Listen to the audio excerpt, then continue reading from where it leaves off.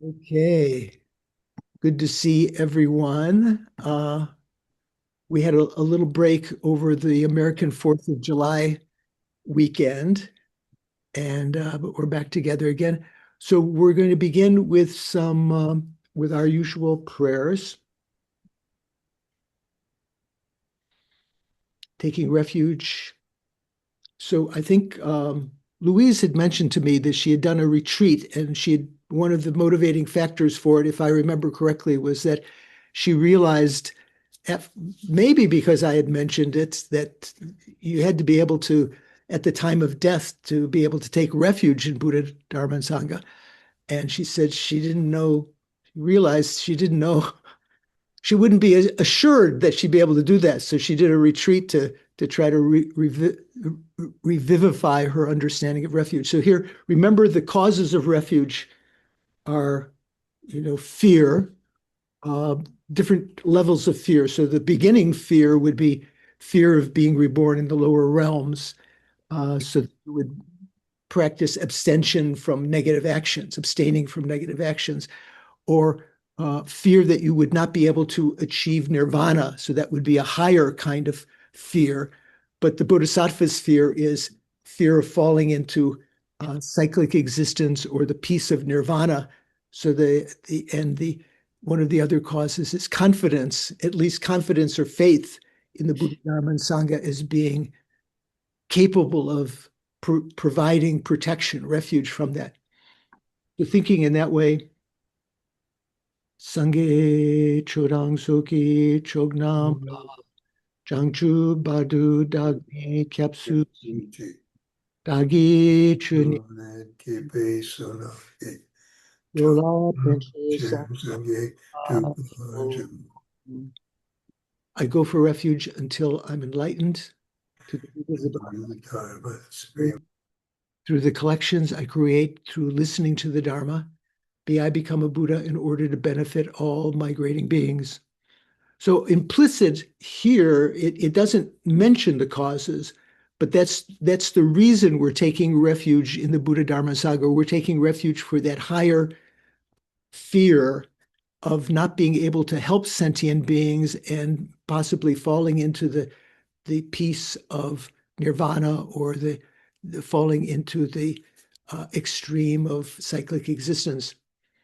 Sangye Chodang Soki Chognam La Jangchu Badu Dagni Kyapsu Chi Dagi Chunyen Gipe Sognam Ki Drola Penche Sangye Drupa Sho. And offering a mandala, by offering this ground anointed with perfume and strewn with flowers, adorned with Mount Meru, the four continents, the sun and the moon, visualized as a Buddha realm. As a result of that, may all migrators enjoy a pure realm. And then requesting our primordial gurus to inspire us to receive the teachings that are appropriate to our minds. O holy and perfect pure lamas, from the clouds of compassion that form in the skies of your Dharmakaya wisdom, please send down a rain of vast and profound Dharma precisely in accordance with the needs of those to be trained. Idam Guru Rana Mandalakam Niryatayami. Okay, good to see you. Hi, Anna's here. Jeremy's popped in from Australia. Richard is with us again. Good to see you, Richard. So we're going to begin with a little meditation as we have become accustomed. Relaxing your body. Remind yourself. Relax your mind. Nothing else you have to attend to right now. Recognize your breathing and place your mindfulness upon it, augmented with a mental factor of introspection or mental guard, mental spy.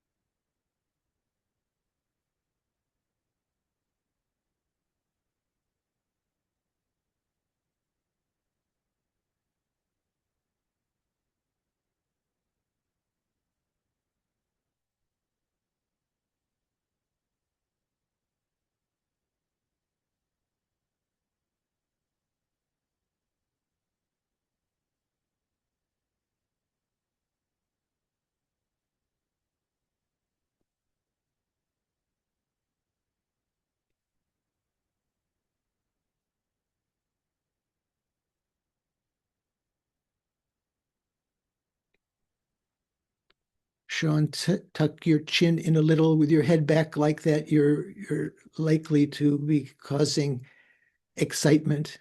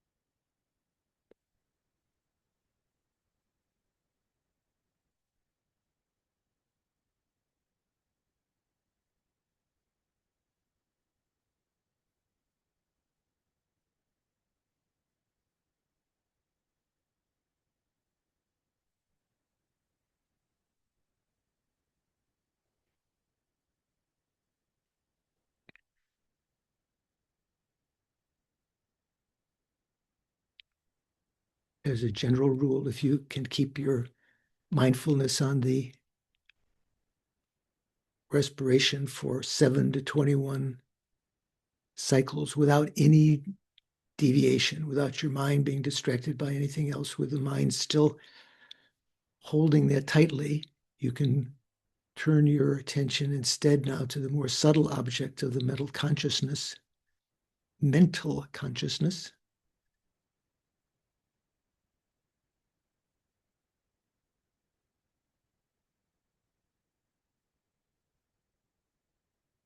which you recognize through its contents at first.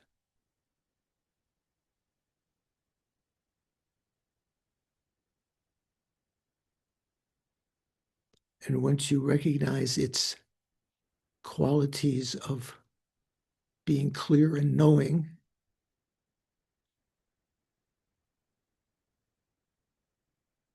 you concentrate on the clarity aspect, meaning its lack of offering any resistance to the appearance or reabsorption of mental events into the mental consciousness.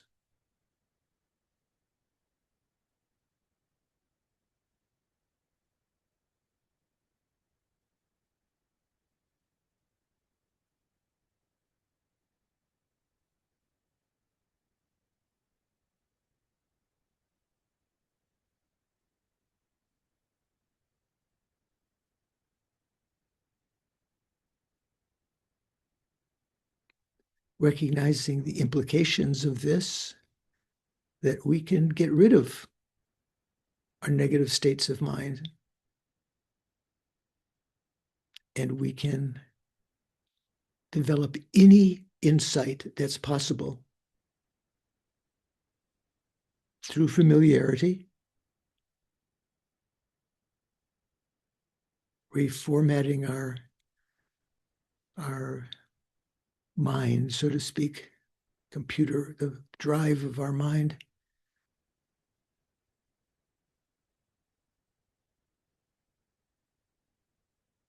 The fact that we can do this revolves around the fact that we are experiencing an auspicious moment of leisure and endowment, a life of perfect human rebirth.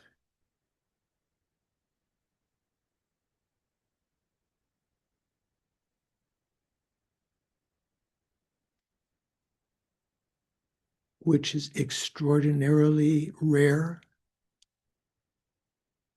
difficult to find again, but quickly fleeting. Like being in an elevator that is descending rapidly. The brakes have been burned off by some terrorist of our delusions. We're heading definitely to hit the bottom eventually, but we don't know when. But it's coming soon. We're descending rapidly. Like that kind of feeling.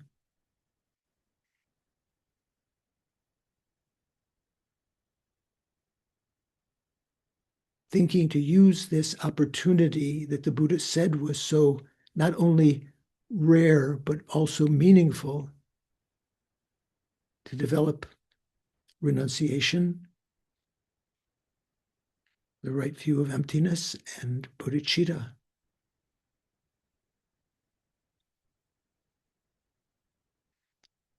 The two great goals that the Buddha mentioned, that we could take the essence of this human lifetime with, we're pursuing liberation, nirvana, or pursuing enlightenment, full enlightenment of a Buddha.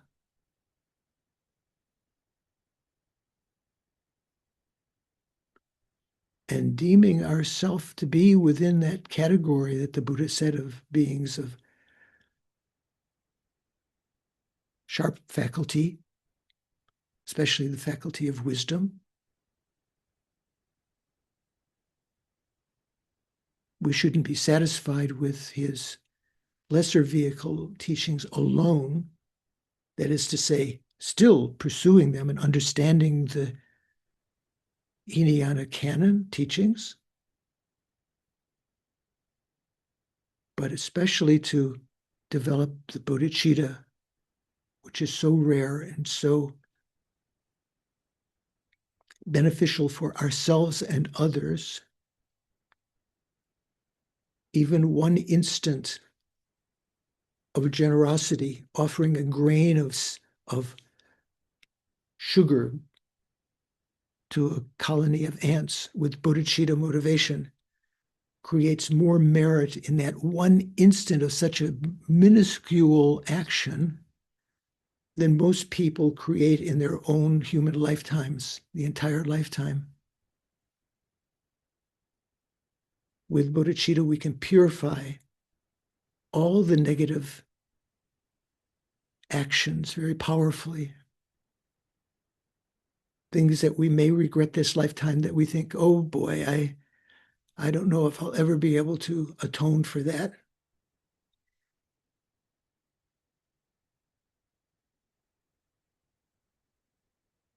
The combination of bodhicitta with wisdom that understands emptiness can purify all of those negativities.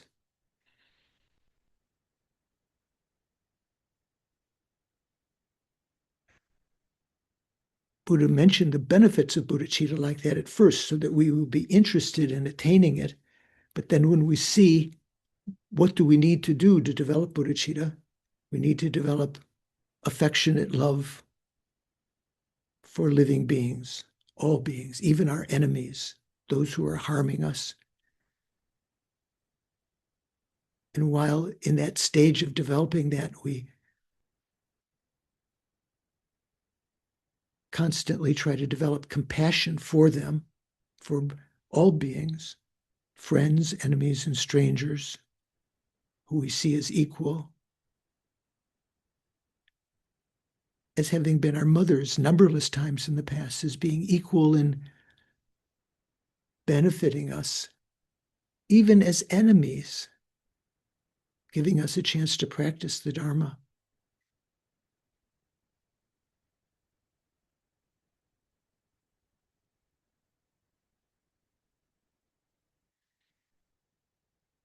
And recognizing that whatever we know now is insufficient to lead others without error.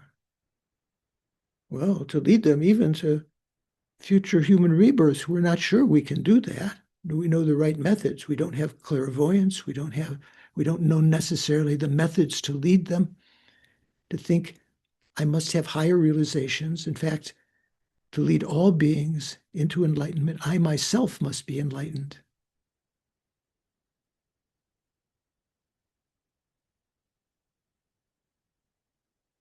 So developing that extraordinary thought. The Tibetans say laksam, based on great love, great compassion, and great love.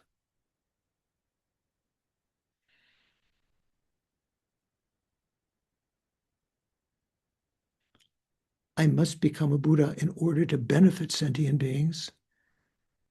And further, having understood that to achieve that state of enlightenment, we have to accumulate the two collections of merit and wisdom.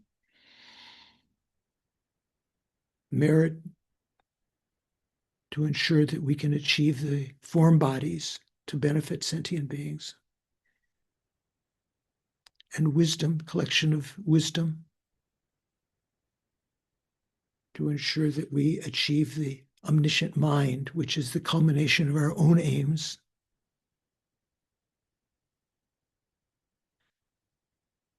The methods to achieve these two collections were explained by Buddha in his sutras, especially the Prajnaparamita sutras,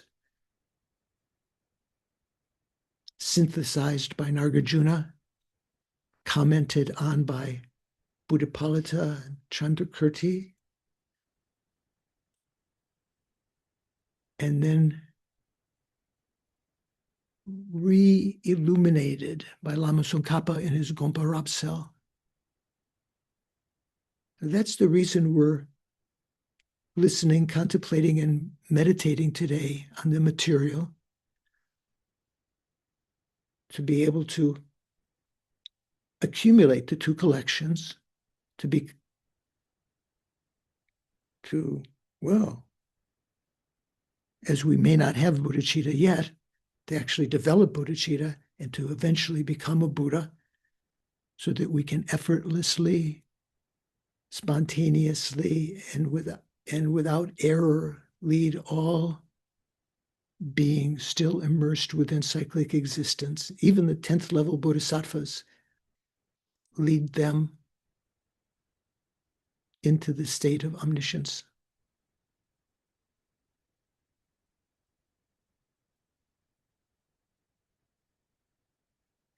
Our self experiencing always great bliss.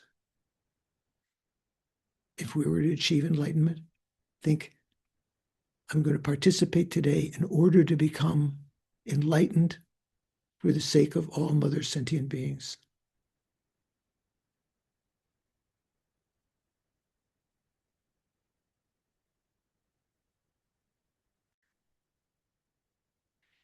That's our goal this class. That's our goal when we get up in the morning. Even before we bless our speech, we can take refuge in Buddha, Dharma, and Sangha and revivify that wish. Today, I'm going to be working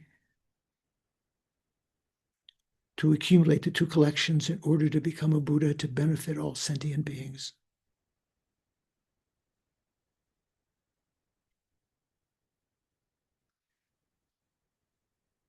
Yeah. So bring your attention back to the present.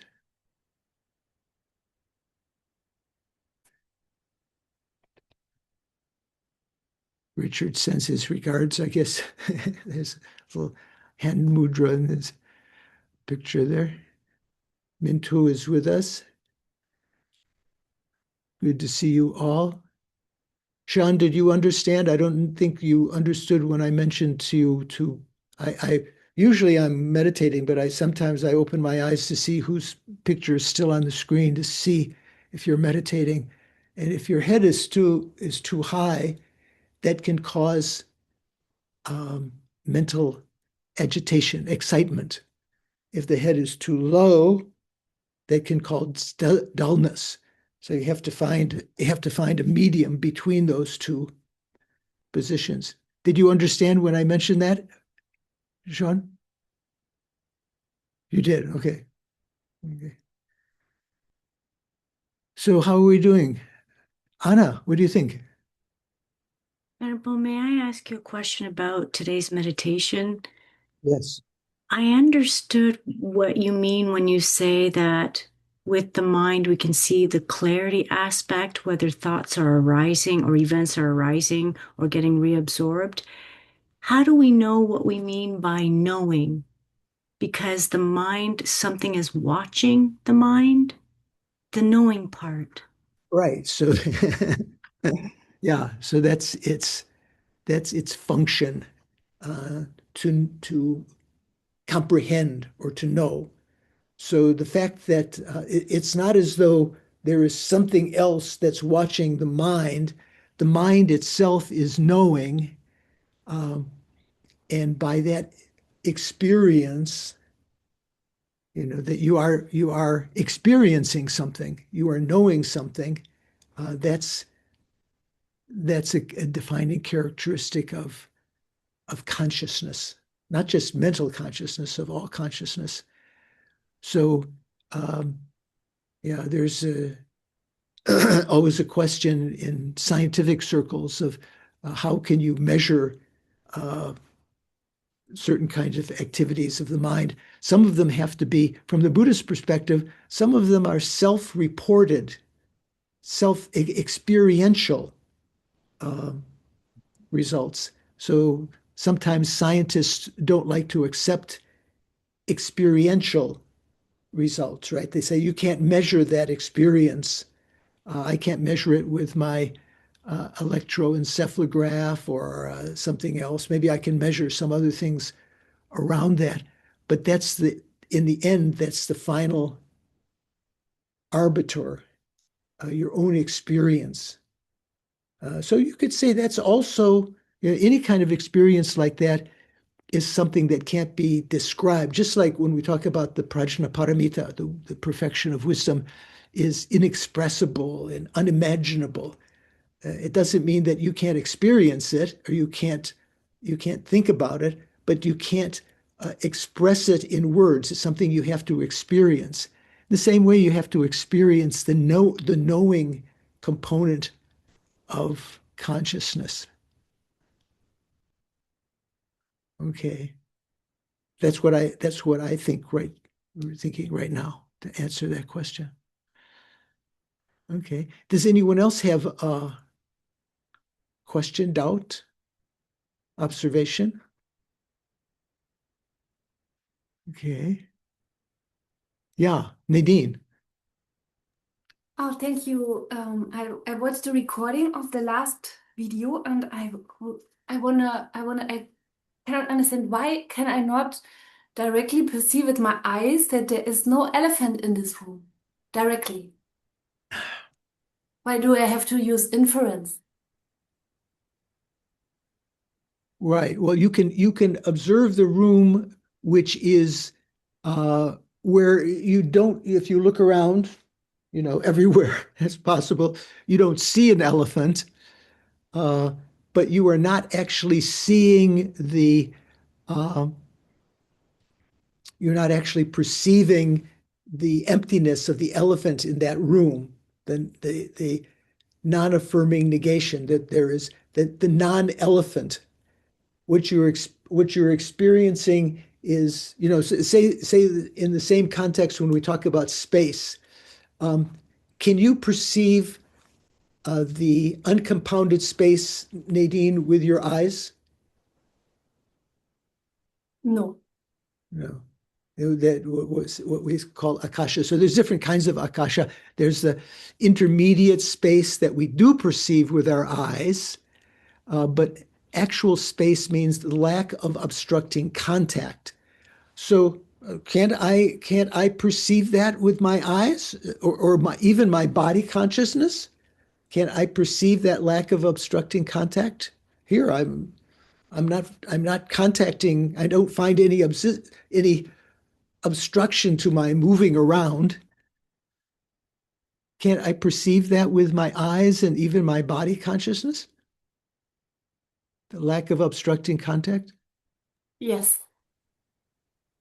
So that would mean that I'm perceiving uncompounded space with my eyes and my body consciousness. Mm. Right. So the similar kind of thing. So we say that you don't perceive the uncompounded space, non-compounded space with your eye consciousness or your body consciousness.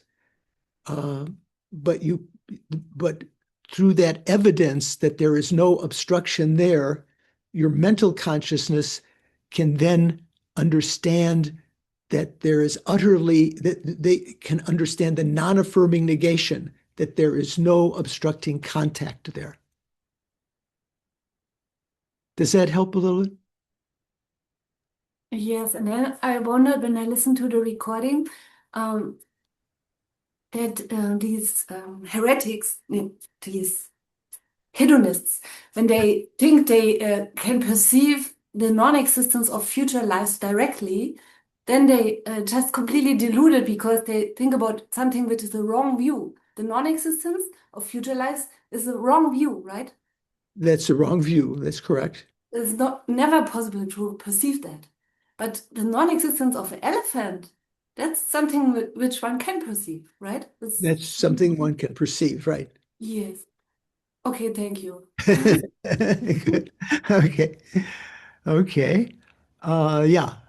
So, anyone else have a question or a doubt? Yeah, Sean.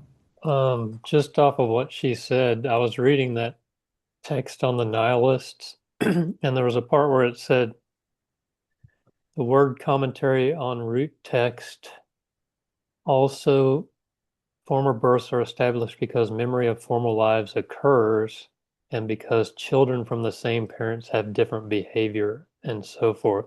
How would children having different behaviors prove rebirth versus just change in genetics through Well, recombination? yeah. So it's a fundamental kind of question. So when we talk about um, behavior this lifetime, the Western people, the Western culture uses an expression about what do they call it? What's the terms I'm thinking of? Um, Nurture versus nature. There we go. Yeah. Who read my mind? Who is that? Thank you, Rachel. Your mind read. Nurture versus nature. So nurture means what you're inculcated. You get your kids the best education, even in the womb. You're playing the tape recorder of Chinese Mandarin, so your child will know it when they start to grow up.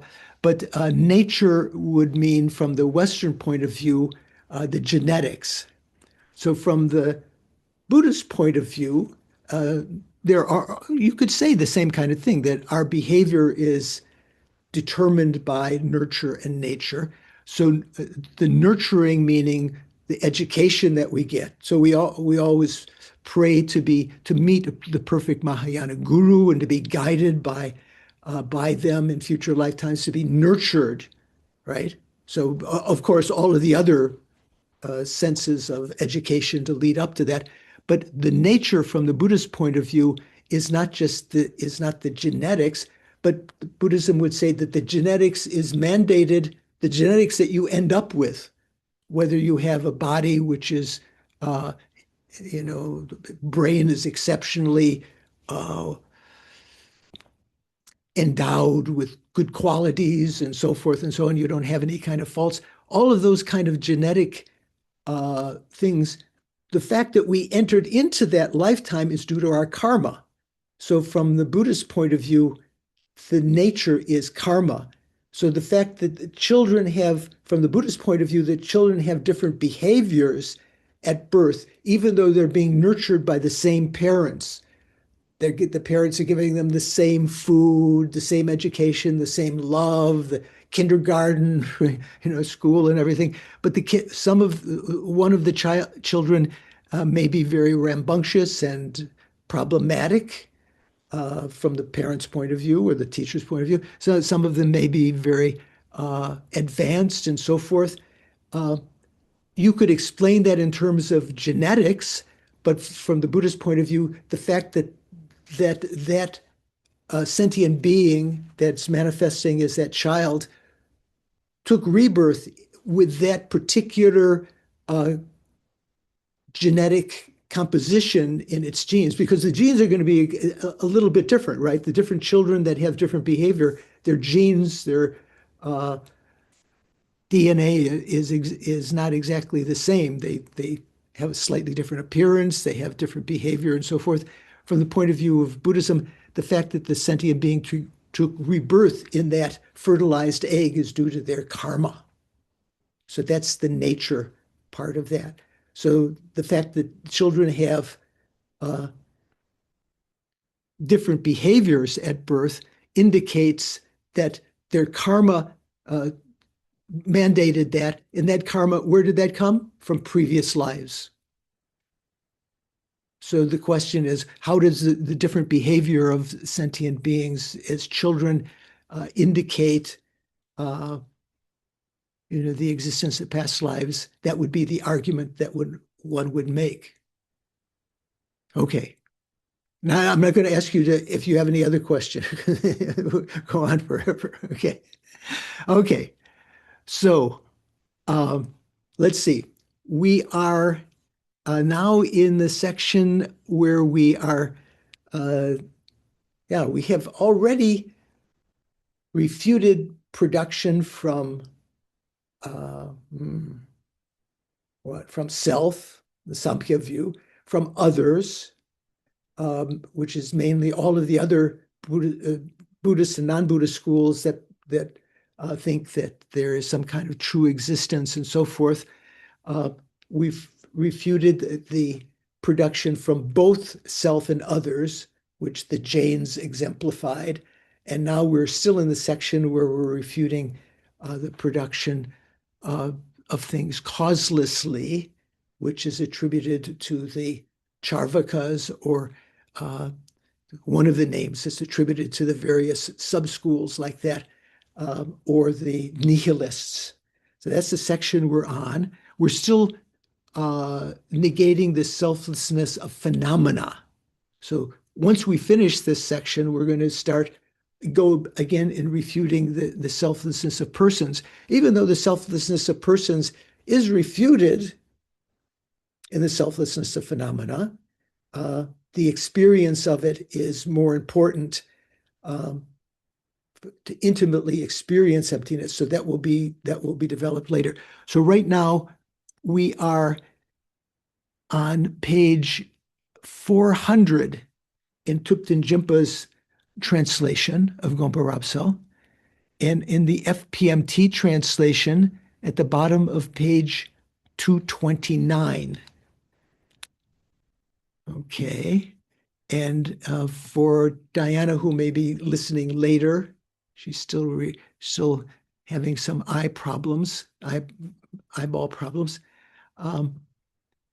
The phrase likewise, comma, when refuting the views that denigrate the existence of omniscience and other views, such as the essentialist tenets of those who assert intrinsic existence, we could extend the same objection that they are conceiving reality in a distorted manner. So that's where we're going to be beginning. But just to review, just before this, in Thupten Jinpa's translation, it says, if you, implying the Charvakas, the nihilists, if you say that this fact of the elements being intrinsically unborn needs to be proven,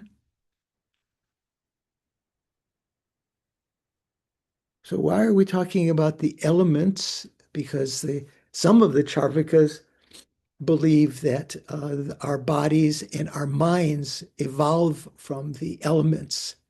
It's a combination of them, and that the mind is like what Western science calls now, what is it, an emergent phenomena from them.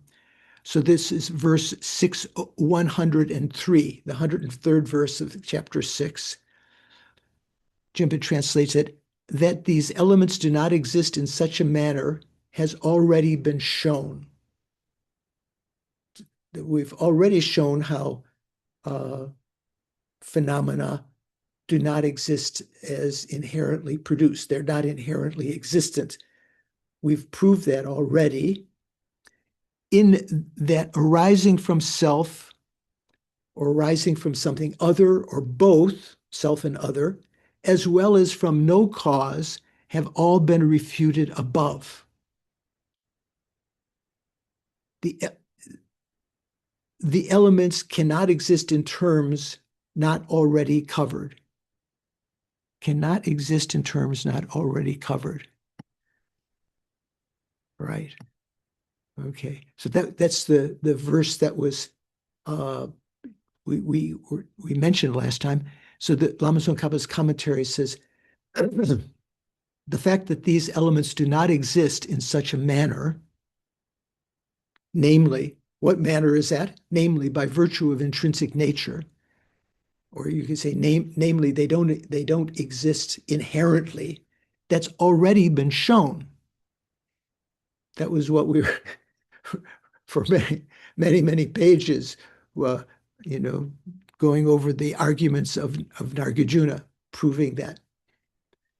For example, earlier, when arising from self, from something other than self, from both self and other, and as well as from no cause, were refuted, at that time, we already refuted intrinsic arising of the elements together or in a general sense. As such, the elements cannot exist in terms not already covered or negated in this general sense. So our argument still holds. Okay. Makes sense? Seems quite, we've talked about that quite a bit. So as this stanza here, or this next little paragraph, likewise, when refuting the views that denigrate the existence of omniscience, so who holds views that denigrate the existence of omniscience? Generally, the Charvakas are who are being refuted here. There are others that denigrate the existence of omniscience. Even, Paul, would you say even some of the Hinayana schools denigrate the existence of omniscience or not? I would say they define it differently, right? Because the lower tenet systems define it as serial omniscience, if I remember correctly. Among other things, yeah. Right. So since the Vaibhashikas and Sautrantikas, so from the Prasangika point of view, we wouldn't be satisfied with saying it's just a different definition. We're saying they're denigrating the existence omniscience because you're denigrating in the sense that you're saying that it's less than it actually is. So the Buddha's mind knows all phenomena at all times directly, and so forth and so on. Whereas even some of the Buddhist schools might be included there. So it says, likewise, when refuting the views that denigrate the existence of omniscience, mainly we're talking about the Charvakas here, and other views such as the essentialist tenets, so that would mean the tenets that hold phenomena to be inherently existent or truly existent, the essentialist tenets of those who assert intrinsic existence, we could extend the same objection that they are conceiving reality in a distorted manner. Okay, that's where we are beginning. So continuing, we could, for example, rephrase the verse in the following manner. So what verse is that? So here it's saying we should know. So this is talking about verse 6102, couple, maybe a page or two before that, where it says, 6102 says, you should know that when you negate the world beyond, remember the future lifetime, that was one of the things that the Charvaka says, there's no future lives. You should know that when you negate the world beyond, you're refuting the nature of things in a distorted manner. You will thus possess a body that supports such a denigratory view, just as when one asserts self-existence of the elements. So that's the verse that's being talked about here, that we could rephrase that this way. You should know that when you deny Buddhahood, so that verse that said when you deny a future life, you're viewing the nature of things in a distorted manner. You'll thus possess a body that supports such a denigratory view, just as when one asserts the self-existence of the elements. So Jimpa's note there, what does he say there? So that note says, the way, let me make this bigger so I can put my head up here. The way of extending the same argument presented in verse 102 above, remember that's what we just read, against the views that reject the possibility of Buddhahood, based on modifying the wording of the first line, is actually suggested by Chandrakirti himself in his commentary, responding to the opponent's charge that the Madhyamika view is too, the Madhyamika view also would be open to the same objection. Chandrakirti shows how in fact it's the exact opposite that will be true if one upholds the correct views pertaining to the afterlife and omniscience. Okay, that's his note there. That doesn't sound too difficult, right? So Thupten Jinpa's translation,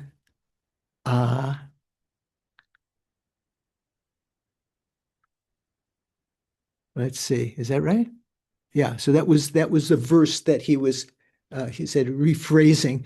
So Thupten Jinpa's translation continues, we could do this because we wish to refute all standpoints that view things in terms of existence and non-existence. That views things in terms of existence and non-existence.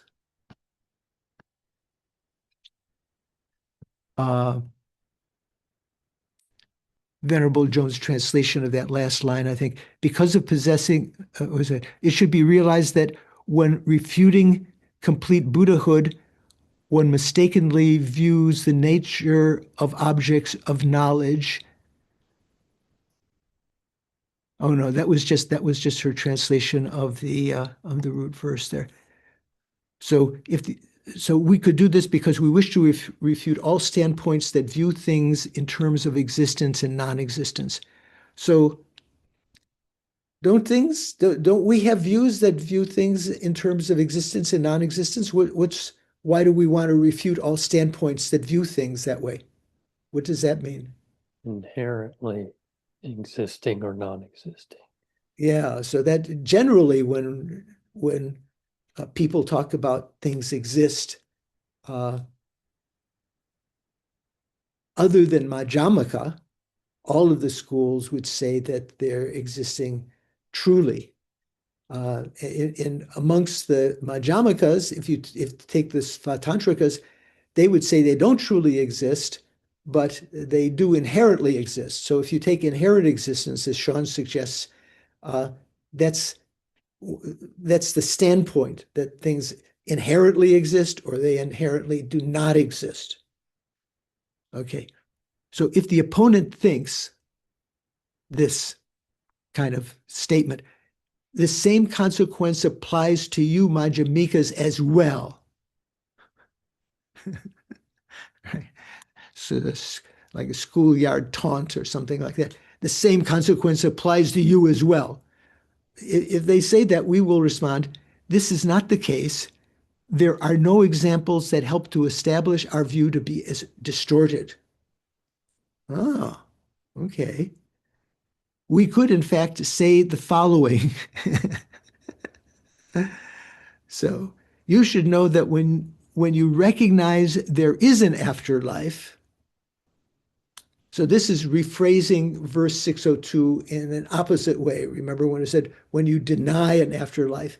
So you should know that when you recognize there is an afterlife, you're viewing the nature of things in an excellent manner, not a distorted manner. You'll thus possess a body that supports such correct view. So that means the elements of your body that make up your body and so forth will be non-inherently existent, just as when one asserts the realization of selflessness. Or likewise, we could say, you should know that when you recognize there is omniscience, you're viewing the nature of things in an excellent manner, and so forth. So Lama Tsongkhapa continues, the last two lines presenting the reasoning sign and the example would remain the same as the previous examples. We should extend the same rephrasing to the knowledge of all things as well. Okay, what is he saying there? So he has note 717, and in Jimpa's text he says, here Chandrakirti appears to be making a point. So what Lama Tsongkhapa is doing here is not Lama Tsongkhapa's own idea. This is based on Chandrakirti's Bhasham, his auto commentary, right?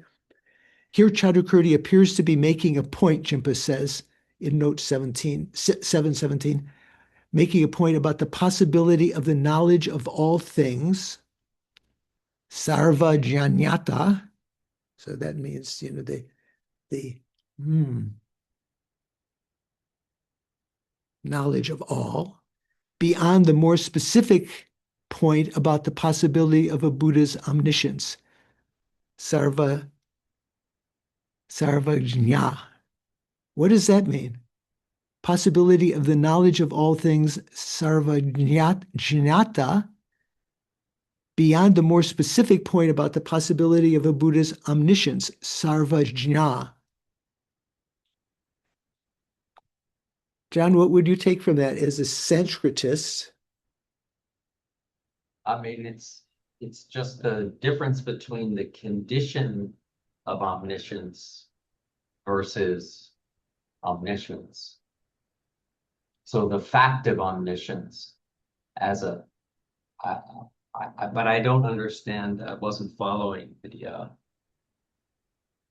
the point that apparently is being made.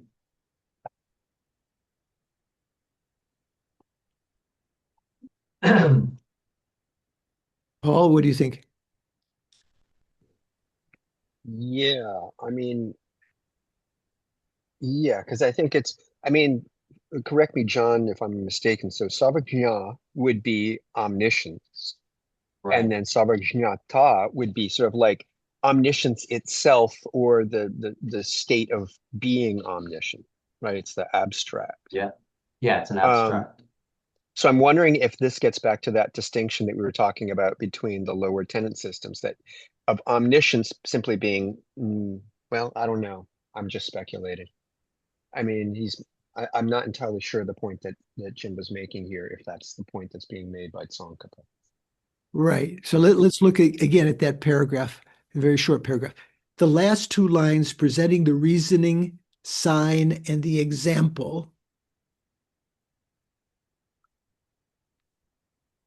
So what are the last two lines? You'll thus possess a body that supports such a correct view, just as when one asserts the realization of selflessness. So the last two lines presenting the reasoning sign and example would remain the same. So that he's rephrased it here. You should know that when you recognize there is omniscience, you're viewing the nature of things in an excellent manner because of that.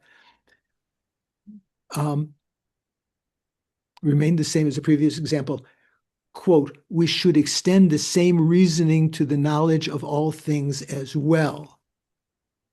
So in that, when he says to the knowledge of all things as well, Dejindu ngopo tamche, shejo ala, yang jarwa jao. One should append or add ngopo tamche. So all things. So it doesn't say rephrasing to the knowledge. We should extend the same rephrasing to the knowledge of all things as well. It doesn't say the knowledge of all things. It just says Dejindu ngopo tamche shejo ala yang. Also, jarwa jawa. You should append all things as well. So I'm going to leave that for the time being, as that little bit subtle point what Lama Tsongkhapa is trying to say there. I have a question. Yeah. If it's suggesting that if you have this wrong view, that it's going to cause you to possess a body that continues to habituate that wrong view, how would you ever get free? I don't think that's the point. I think it's saying that if you have that wrong view, that would imply that you have a body that is inherently existent to support your view. That's kind of the point that's being made there, I think. Okay, so this little short paragraph with note 717, a little bit enigmatic. So I'll investigate that a little bit, maybe on Monday, and we'll report back those who don't attend on Monday's discussion group next week. So that's an interesting point. What the difference here that Jimpa is pointing out between sarvajna and sarvajanata, if I'm pronouncing correct. Okay, let's leave that and continue. Therefore, Lama Tsongkhapa says, it is in such terms that the four theses proposed in the following lines have been thoroughly established. So this goes back, way back to the beginning of chapter 6, the 8th verse, the first two lines of that, where it says, not arising from itself, and how from something other, not from both, and how from no cause. So that was Chandrakirti's rephrasing of Nagarjuna's first verse in Fundamental Wisdom, right? Where he said that there's no place, at no time, at any place, at anywhere, in any way, are phenomena produced from self, from other, from both, or without cause. So that was just rephrasing of that. So therefore, it is in such terms that the four theses proposed in the following, there's no kind of production from these four extremes, has been thoroughly established. Lama Tsongkhapa says, given what Chandrakirti states here, we should not say such things as, quote, we refute other standpoints, but we do not establish any of our own. I added an extra we there. We refute other standpoints, but we do not establish any of our own. Is that a common, do you know, Mikhail, is that a common view of the Prasangika by Western philosophers? It's a common mistaken Madhyamaka view. Yeah. I think that Madhyamaka have no thesis. Right. I didn't mean to say all scholars were mistake. Yeah, but there are some scholars and some other schools also would say that the position of Nagarjuna and so forth is that all they do is refute, using this name prasangika, right? Prasanga means a consequence. So the prasangikas are renowned to refute others' positions and calling upon certain statements of Nagarjuna that if we had a position, we would have the same fault that we are attributing to you and so forth. They mistakenly think that Prasangika has no positions. All they do is use consequences to refute others, but they have no recognizable position. That's not the case. That's just Puba. I'm not sure. Where does that come from, Puba? Is that from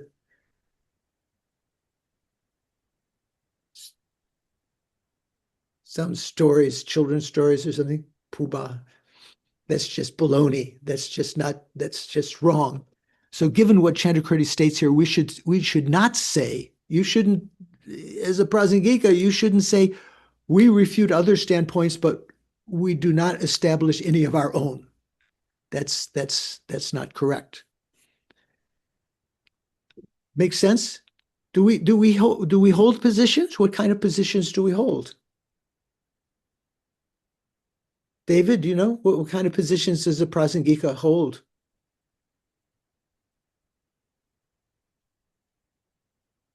Things exist, but not like we think they do. Yeah, that's one way of saying it.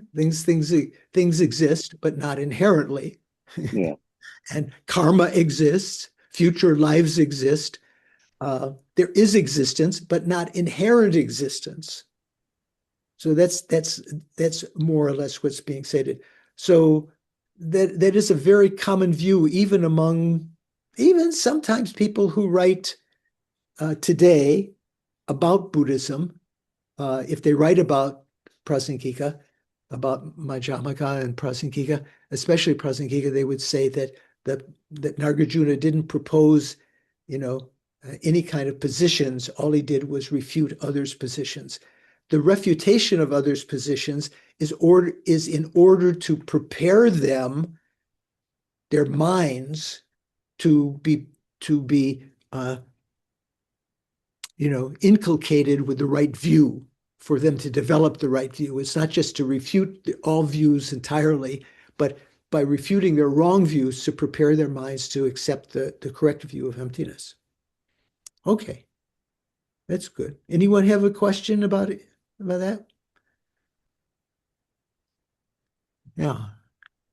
So the next section now, which is titled here in Jimpa's translation, the conclusion of having negated arising from the four extremes. In the Tibetan, it just says Sumpani, the third.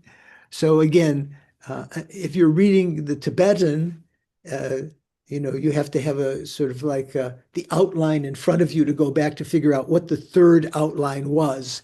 Jimpa very kindly has put what that third outline was, the conclusion of having negated arising from the four extremes. So this is what we've been doing. We've refuted the arising from the four extremes, or production from the four extremes.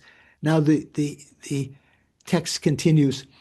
One might ask, if someone were to say, if things do not arise from themselves, if they don't arise from something other than themselves, they don't arise from both self and others, if they don't arise from no cause at all, how then do they arise? Well, we've already talked about that, but here this is clarifying it again. Here, I, Lama Tsongkhapa, will say this. If things possessed some sort of intrinsic nature, if they were inherently existent, they had an inherent nature. Remember, we said that their actual svabhava is emptiness, but the general meaning of svabhava, nature, means some kind of inherently existent nature. So if here I will say this, if things possess some sort of inherent nature, no doubt things would have to arise or exist from themselves, from something other, from both, or from no cause.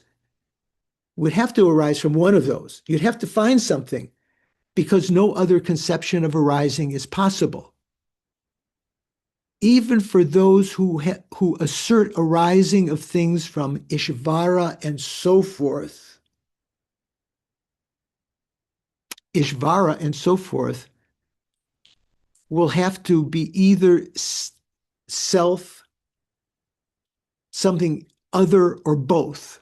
So if you say that there is a creator God or Yahweh or unspeakable name of God, or in the Hindu, Indian tradition, the Vedic tradition, Ishvara and so forth, you would have to say that things arise either from themselves, from something other, or both, from the creator God.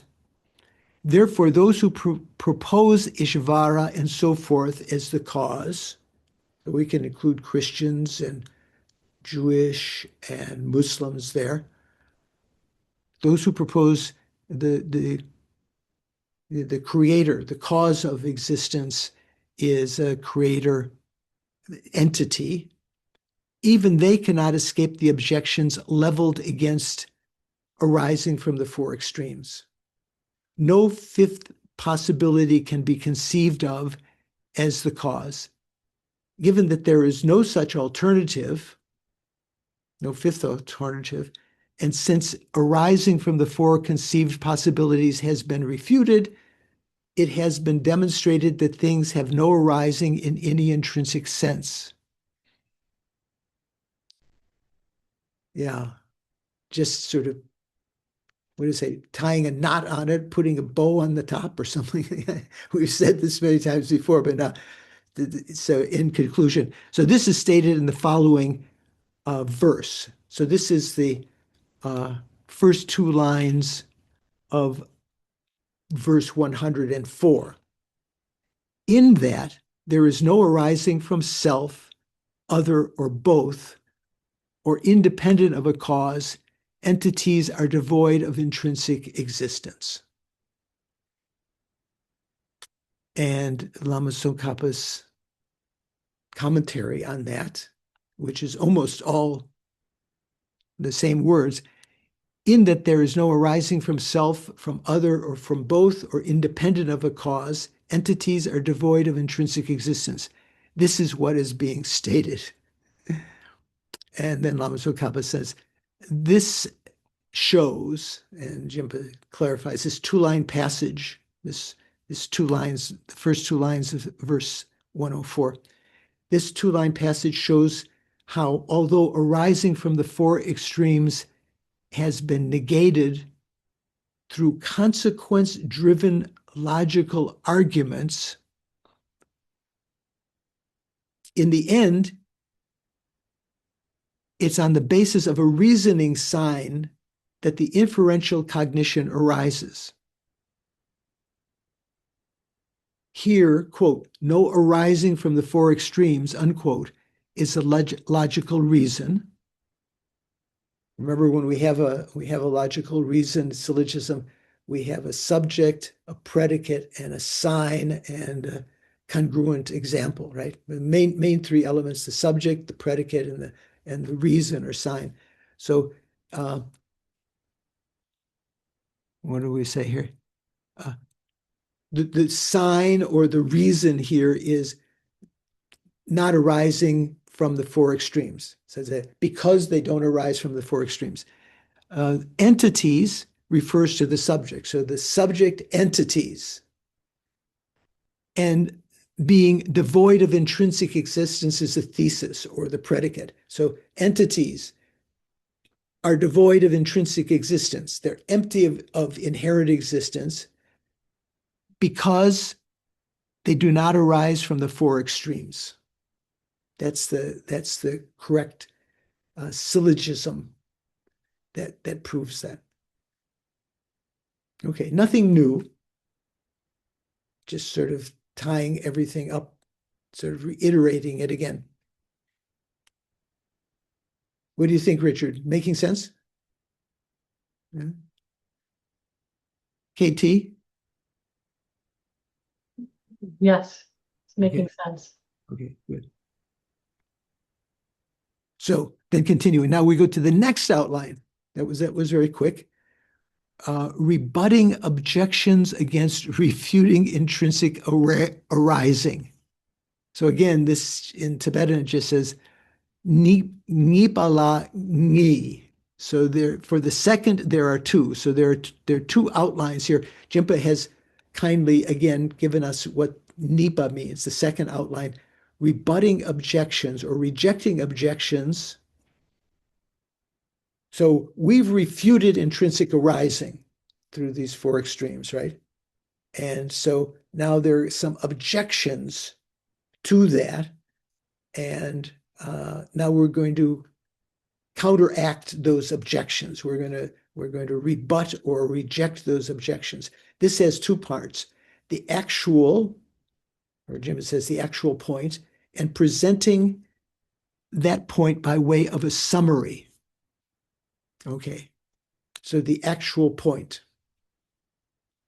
It might be asked, and Jim couches it says one might ask, if it's asked, if things have no arising through their intrinsic nature, if they're not inherently produced, in other words, right? How can such unborn things, they're not, you Prasangika are saying they're not born. Essentially, we're not admitting your argument about just being conventionally born. We're just taking our stand. If they're not intrinsically born, if they're not inherently born, they're not born. How can such things, such unborn things like blue, be apprehended? Prasangika would say, no problem. Blue is born, is produced, but it's not inherently produced. It's just dependent on causes and conditions and so forth. So the Lama Tsongkhapa says, now, whatever might be the essential nature of a phenomena, like a blue thing. Now, is this our answer or is this part of the question still? Now, whatever might be the essential nature of a phenomena like a blue thing, it cannot be the object. It cannot be an object perceptible by someone deluded by ignorance.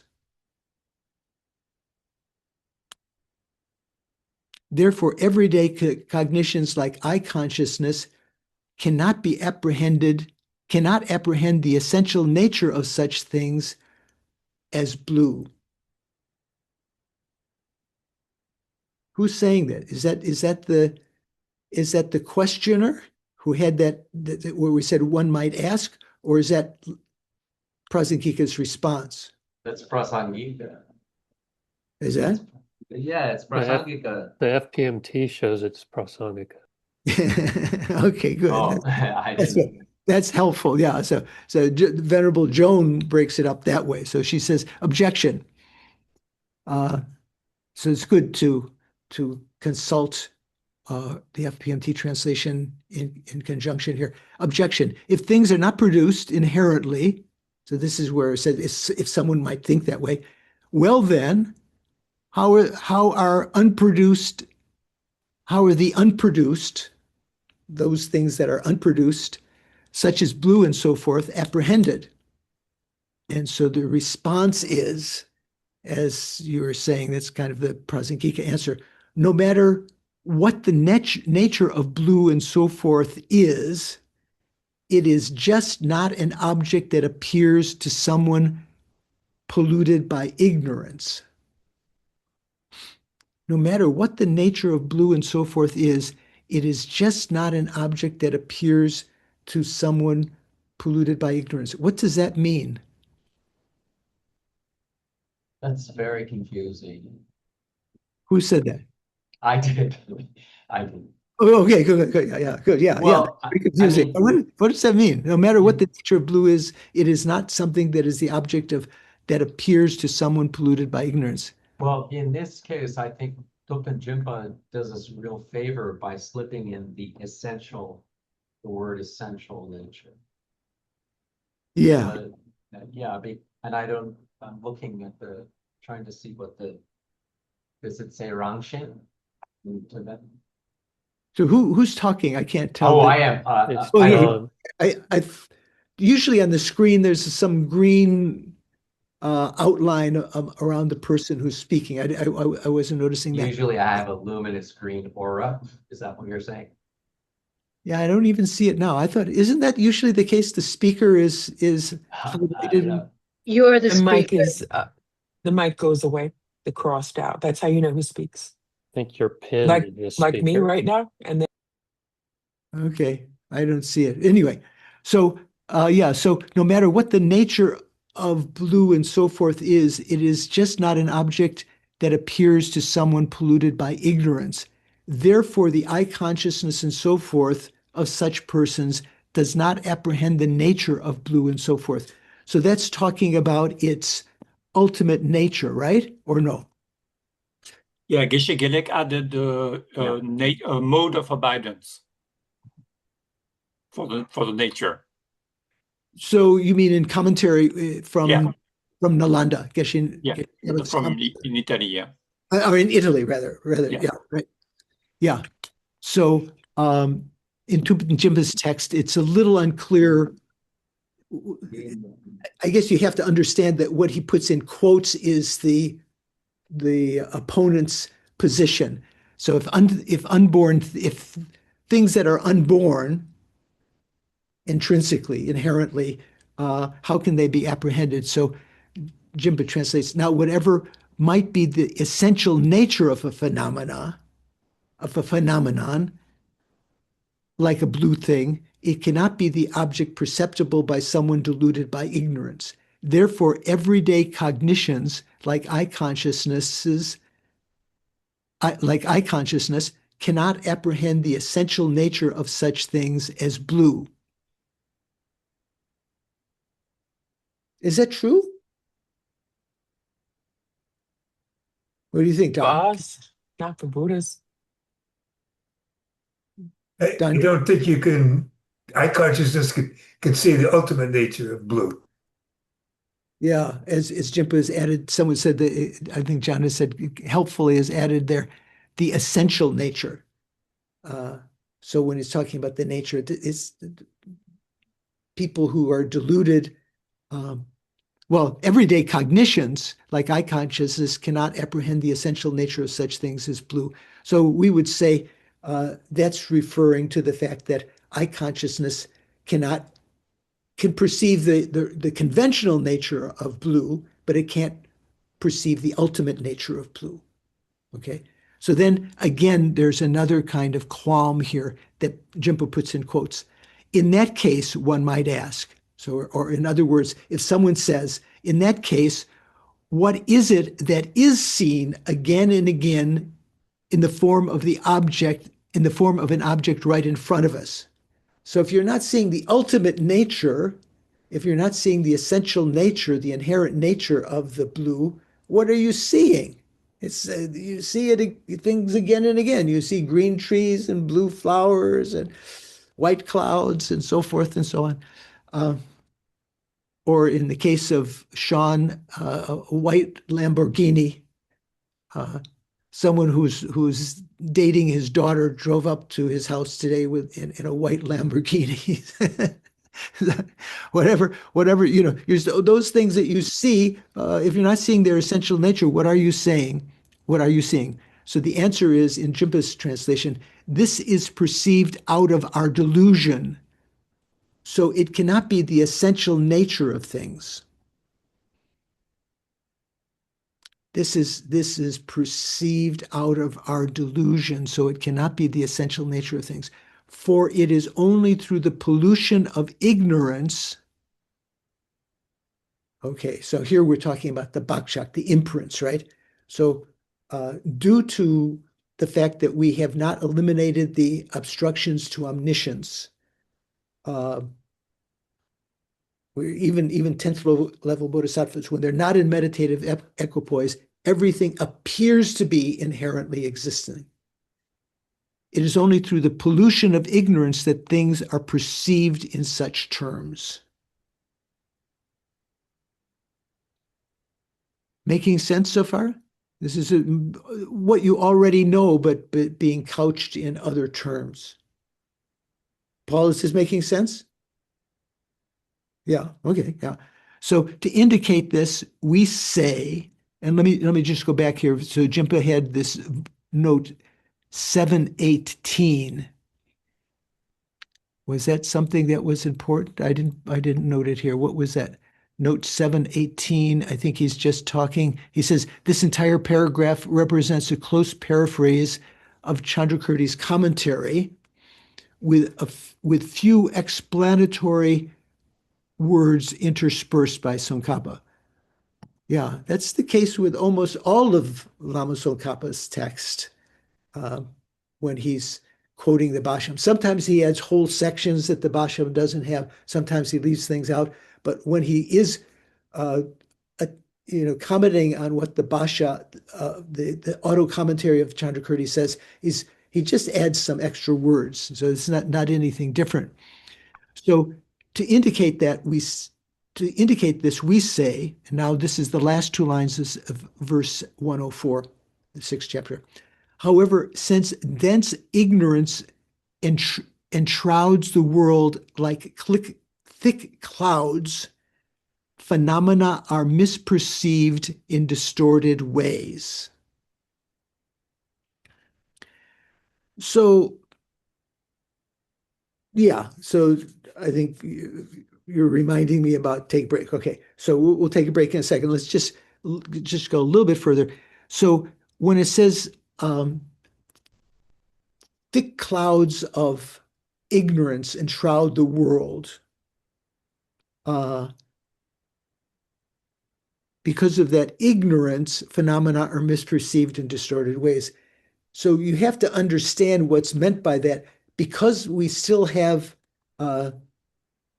these imprints in our mind that were imprinted due to beginningless adhering to the appearance of phenomena as being inherently existent. We've always agreed with that.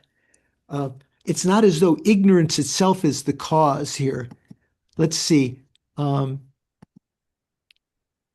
I have the translation? Yeah, I don't have it right there. So, however, since dense ignorance enshrouds the world like thick clouds, phenomena are misperceived in distorted ways. So Lama Tsongkhapa unpacks that with his commentary. Since, in other words, for the reason that dense ignorance enshrouds the world of sentient beings like thick clouds, obscuring the essential nature from being seen, the childish, the immature, spiritually immature, have no vision of the essential nature of blue and so forth. They have no vision, they have no perception of the inherent, here when we're talking about the essential nature, we're talking about the actual nature of phenomena, meaning their emptiness. In fact, the natures of phenomena are misperceived in distorted ways by the childish who grasp at true existence of things. So when it's talking about what these thick clouds here, this is implying that our grasping to true existence prevents us from seeing the actual nature of phenomena as being empty of inherent existence. Right? Making sense? Are we following? See some nods. Okay. And then, yeah, so I'll just introduce this before we take a break. Even if one allows the following, even if one allows, one might ask, if someone were to say, even if someone allows that the childish do not see suchness, we're going to argue with you, Prasankika. Even if we say that the ordinary people who are spiritually immature don't see suchness because of being obscured by delusion, how is it that they come to see it in a distorted manner? So even though they don't see it because they're obscured, how is it that they see it in a distorted manner? So then he's going to give an analogy here. So this is, we'll take a little break. Yeah. I think most people. Okay, we're back again. Interesting discussion there. So getting back to our point here, we were talking about this, the last two lines of verse 104. However, since dense ignorance enshrouds the world like thick clouds, phenomena are misperceived in distorted ways. So because of our ignorance that grasps to inherent existence, that prevents us from seeing the actual nature. So how does that present? It's as though the nature could be perceived, but because of our misperception, our ignorance, that is like an obstacle, like a cloud that's preventing us from seeing the actual emptiness of phenomena, right? So when that ignorance is removed, when we've abandoned the various stages of grasping to true existence, that cloud in the form of the mental image is also removed, and we can actually perceive the phenomena of emptiness. So just rereading that next paragraph, for the reason that dense ignorance enshrouds the world of sentient beings like thick clouds, obscuring the essential nature of being seen, from being seen, the childish have no vision of the essential nature of blue and so forth. In fact, the natures of phenomena are misperceived in distorted ways by the childish who grasp at true existence of things. Okay. Even if one allows, one might ask, that the childish do not see suchness because of being obscured by delusion, how is it that they come to see it in a distorted manner? So how did they come to see suchness, the actual nature of phenomena, in a distorted manner? To demonstrate by means of an analogy how it is owing to the power of delusion that the childish perceive what has no intrinsic existence as having such true existence or intrinsic existence. So now the verses 105 and 106 come. Just as through a malady of eyes, so just as one has this the malady of your eye, it's a fault of eye that you see floaters, for instance, different debris falling through the fluid of your eye, and you think there are things that are falling.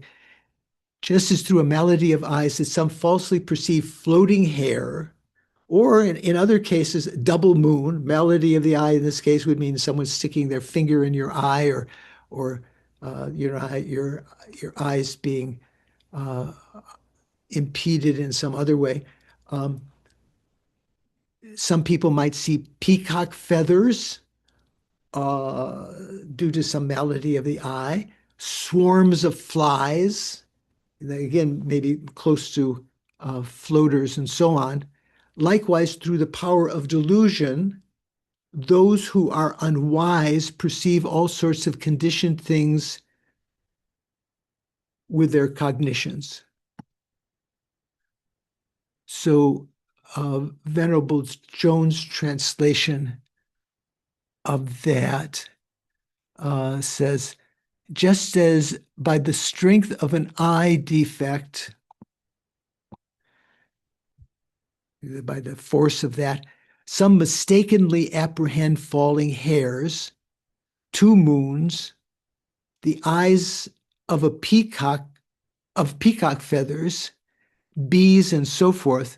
Similarly, by the force of the fault of confusion, the unwise realize the varieties like compounded phenomena with their intellect. So they realize, how did Jimpa translate? He just says perceive all sorts of things. So the Tibetan says, Duje tashik natsok lojogi tokpar gyur. So the tokpar gyur seems to mean realize. That's how Venerable Joan translates. So it means that they think they realize it. They perceive all sorts of conditioned things with their cognitions. Then the verse 106, karma comes from delusion, right? Karma comes about because of there being delusion. If you have no more delusions, you create no more, well, you create no more negative karma. When it says karma comes from delusion, isn't some karma created when you have no delusion? Karen, what do you think? Don't you still create karma when you have no delusion? Maybe. I don't know. No, we say uncontaminated karma. The bodhisattvas are creating karma, you know, and some of it is uncontaminated. Some of it is until they've reached the eighth bhumi, they still have some ignorance, so they still create some small contaminated karma up till then. Then on the eighth, ninth, and 10th bhumis, they create only uncontaminated karma. So one has to understand here what's meant. He says karma comes from delusion and not when delusion is absent. That's a quotation.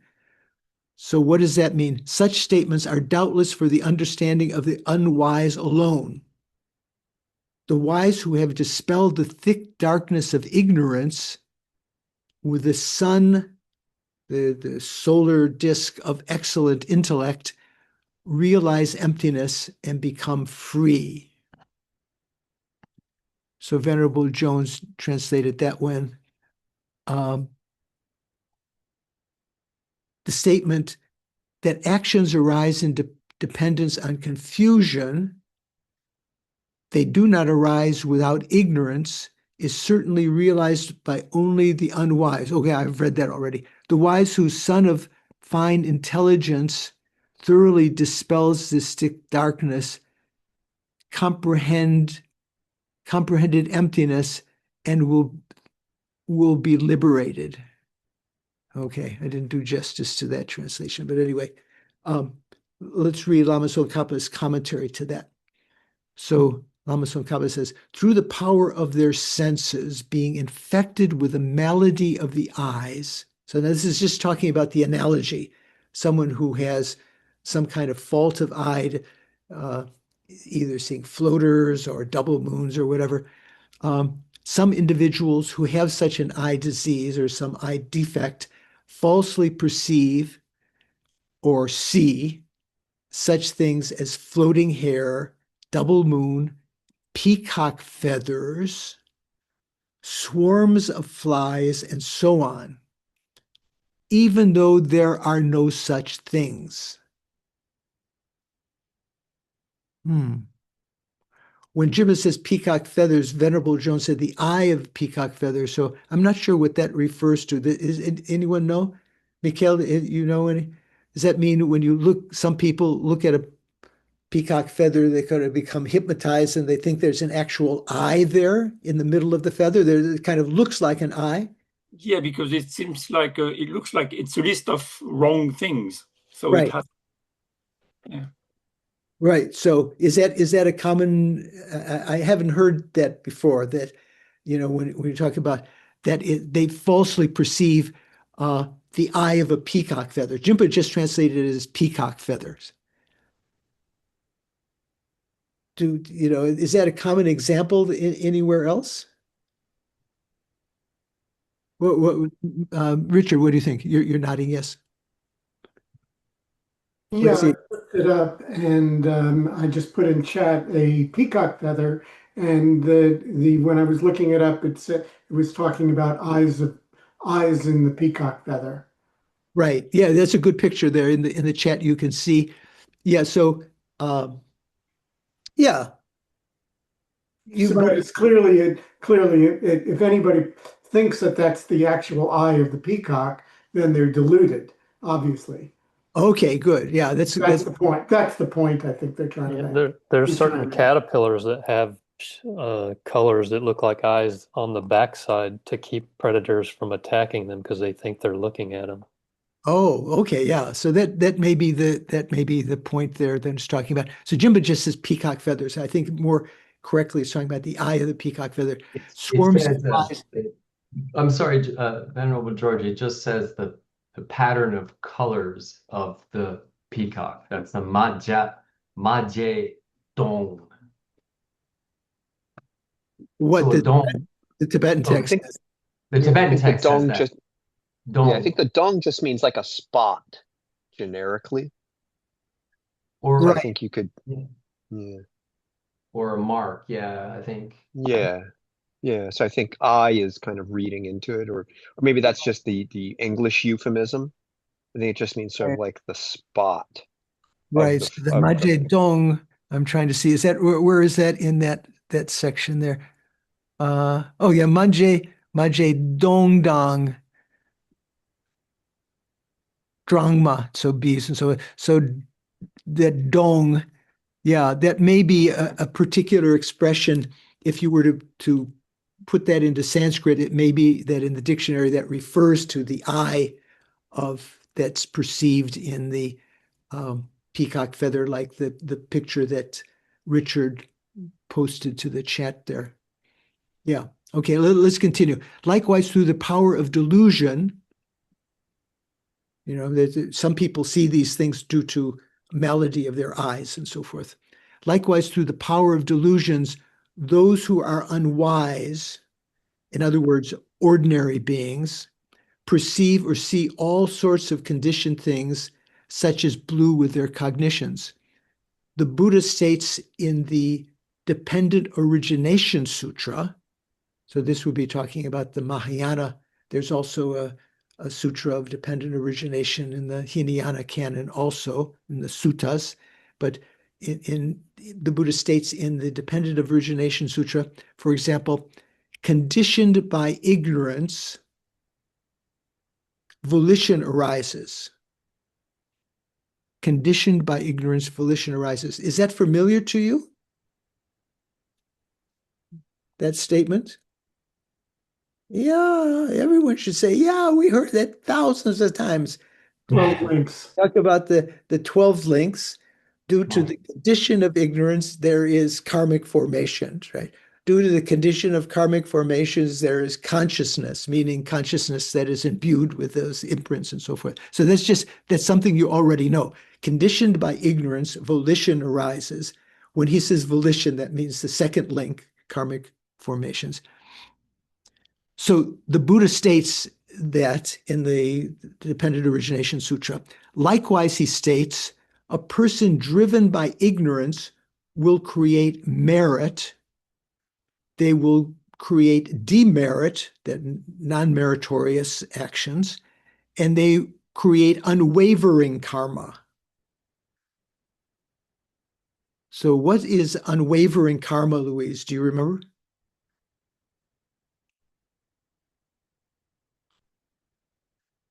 Definite karma, Oh, no. unwavering, Oh, no. something that will ripen.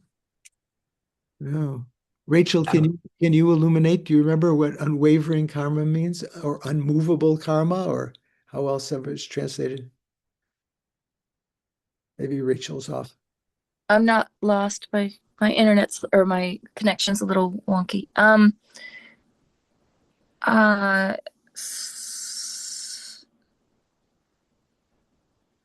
unmovable. Isn't it the one that's going to be experience this life?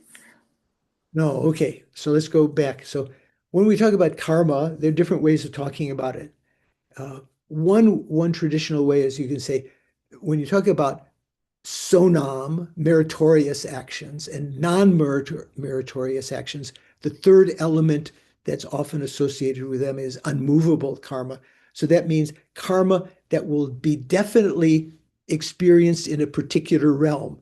Like, for instance, when you achieve the preparation to the first concentration, when through developing shamatha, tranquil abiding, when you have that, you have actualized the preparation to the first concentration of the form realm.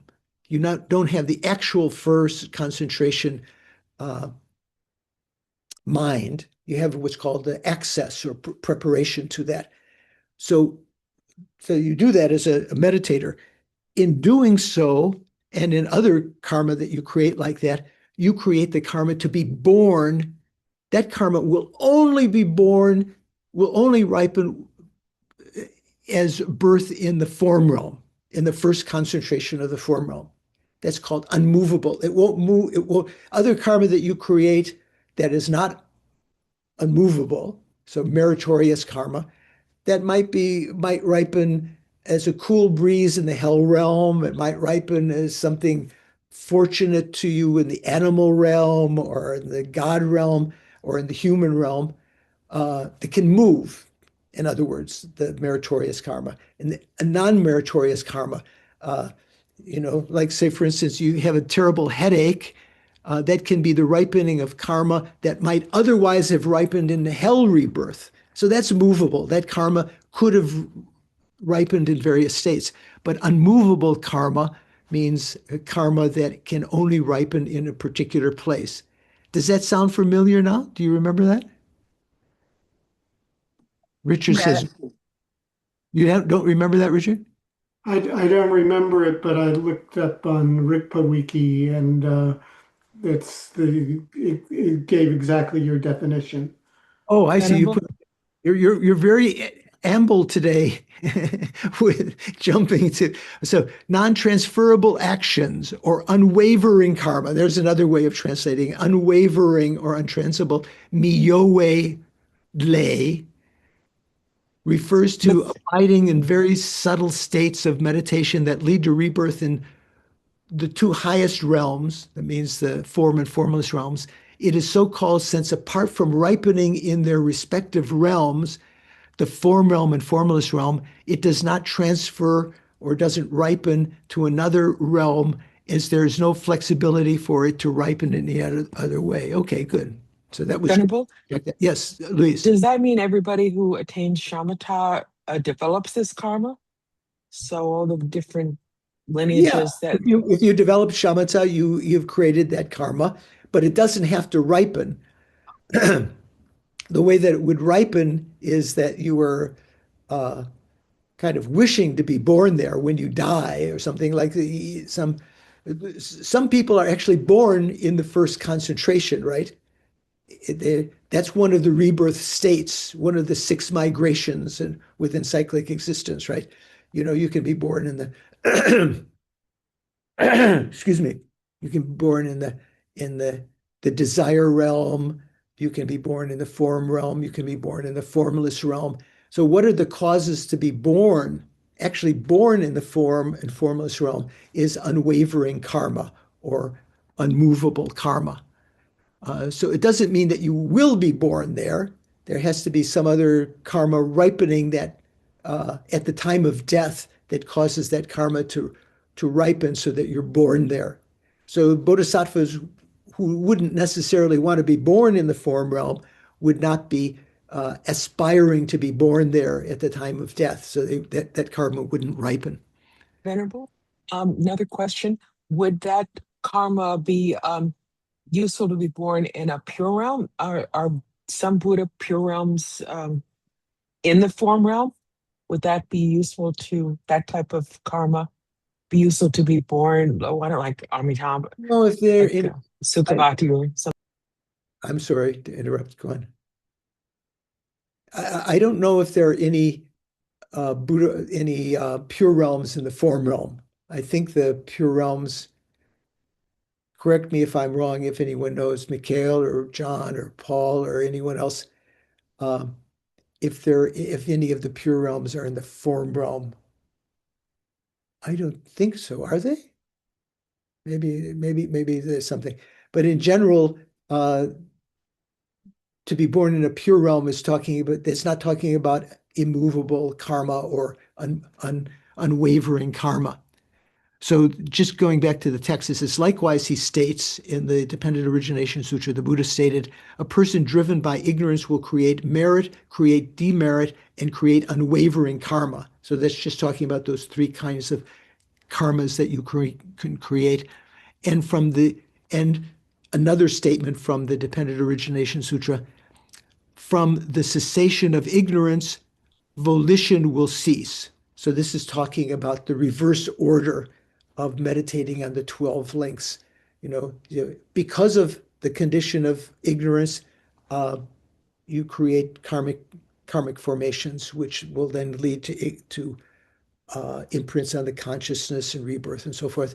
And thinking it in the negative way, in the pure way, from the cessation of ignorance. If cessation is ignorance, you won't create karmic formations. And because there are no karmic formations, you won't leave imprints in the mind to be reborn and so forth and so on. So those are statements that are well known in the sutras. So the text continues, such statements as, quote, karma comes from delusion and not when delusion is absent. So that's what's being referred to here. This is talking about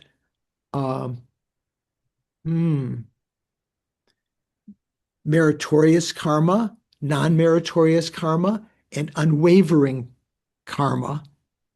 This is talking about those three categories. Those kinds of karmic actions come from delusion and not when delusion is absent. A statement like that are doubtless for the understanding of the unwise alone. What does that mean? Namely, they are from the point of view of ordinary beings alone. Yeah, this sounds contradictory. As for the wise, when they see statements such as, quote, conditioned by ignorance, volition arises, unquote, they realize volition's emptiness of intrinsic existence. This is for the wise, right? The wise people. When they see that conditioned by ignorance, volition arises, they know that therefore those phenomena are not inherently existent because they depend on one another, right? They realize volition's emptiness of intrinsic existence. They realize that karmic formation is not inherently existent. And with the sun of excellent intellect, the solar sun of excellent intellect, realizing the truth of dependent origination, they will totally dispel the thick darkness of ignorance. So the analogy of the sun, the solar disk, here as dispelling the clouds of ignorance when you have that kind of correct understanding. Having eliminated ignorance,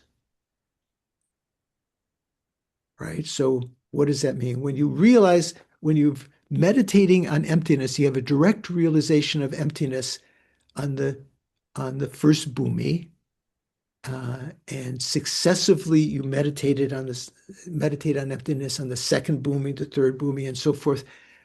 You are eliminating, with that sun of intellect, you are eliminating more and more of the darkness of ignorance, which are the seeds, the karmic seeds in your mind stream, right? You don't start eliminating the imprints of ignorance until the 8th, 9th, and 10th bhumis. But on the impure bhumis, you're eliminating those clouds of ignorance through the sunlight of your realization of emptiness. Having eliminated ignorance, the cause for appropriating karmic acts, they will thus not appropriate karmic acts In this way, they will definitely become free from the cycle of existence. They will not appropriate karmic acts. What does that mean? Well, they won't, how does Venerable Jones say here? The statement that actions which are karmic formations arise in dependence on confusion or ignorance, whereas actions do not arise without ignorance, is certainly realized by, that is, from the point of view of only the unwise. When the wise see the teaching, quote, due to the condition of ignorance, karmic formations, unquote, not only do they comprehend the emptiness that is the lack of inherent existence of compounded phenomena. Then she gives verse 106c.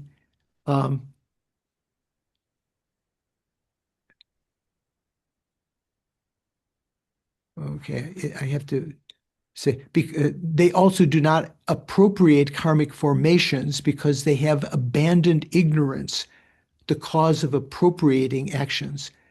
So when we talk about appropriating actions, what is that talking about? Does it just mean creating actions? Appropriating. That's a common term, right? When we talk about the appropriated aggregates, Newa Lempe Pungpo, what does that mean, Mikhail? The appropriated aggregates? It means that you are believing that they are yours. You're making them yours. Yeah, it can refer to the aggregates when you haven't yet taken rebirth. The appropriated aggregates are the aggregates that you are appropriating, that you are about to obtain because of the ripening of karma. So it has to do with that kind of context. So once, yeah, go on. So what's an appropriating karma? Thus they will not appropriate karma. That's a strange. Yeah, that's what I was asking. So usually when we talk about appropriating here, the Tibetan, do I have the Tibetan there? I should have the Tibetan there.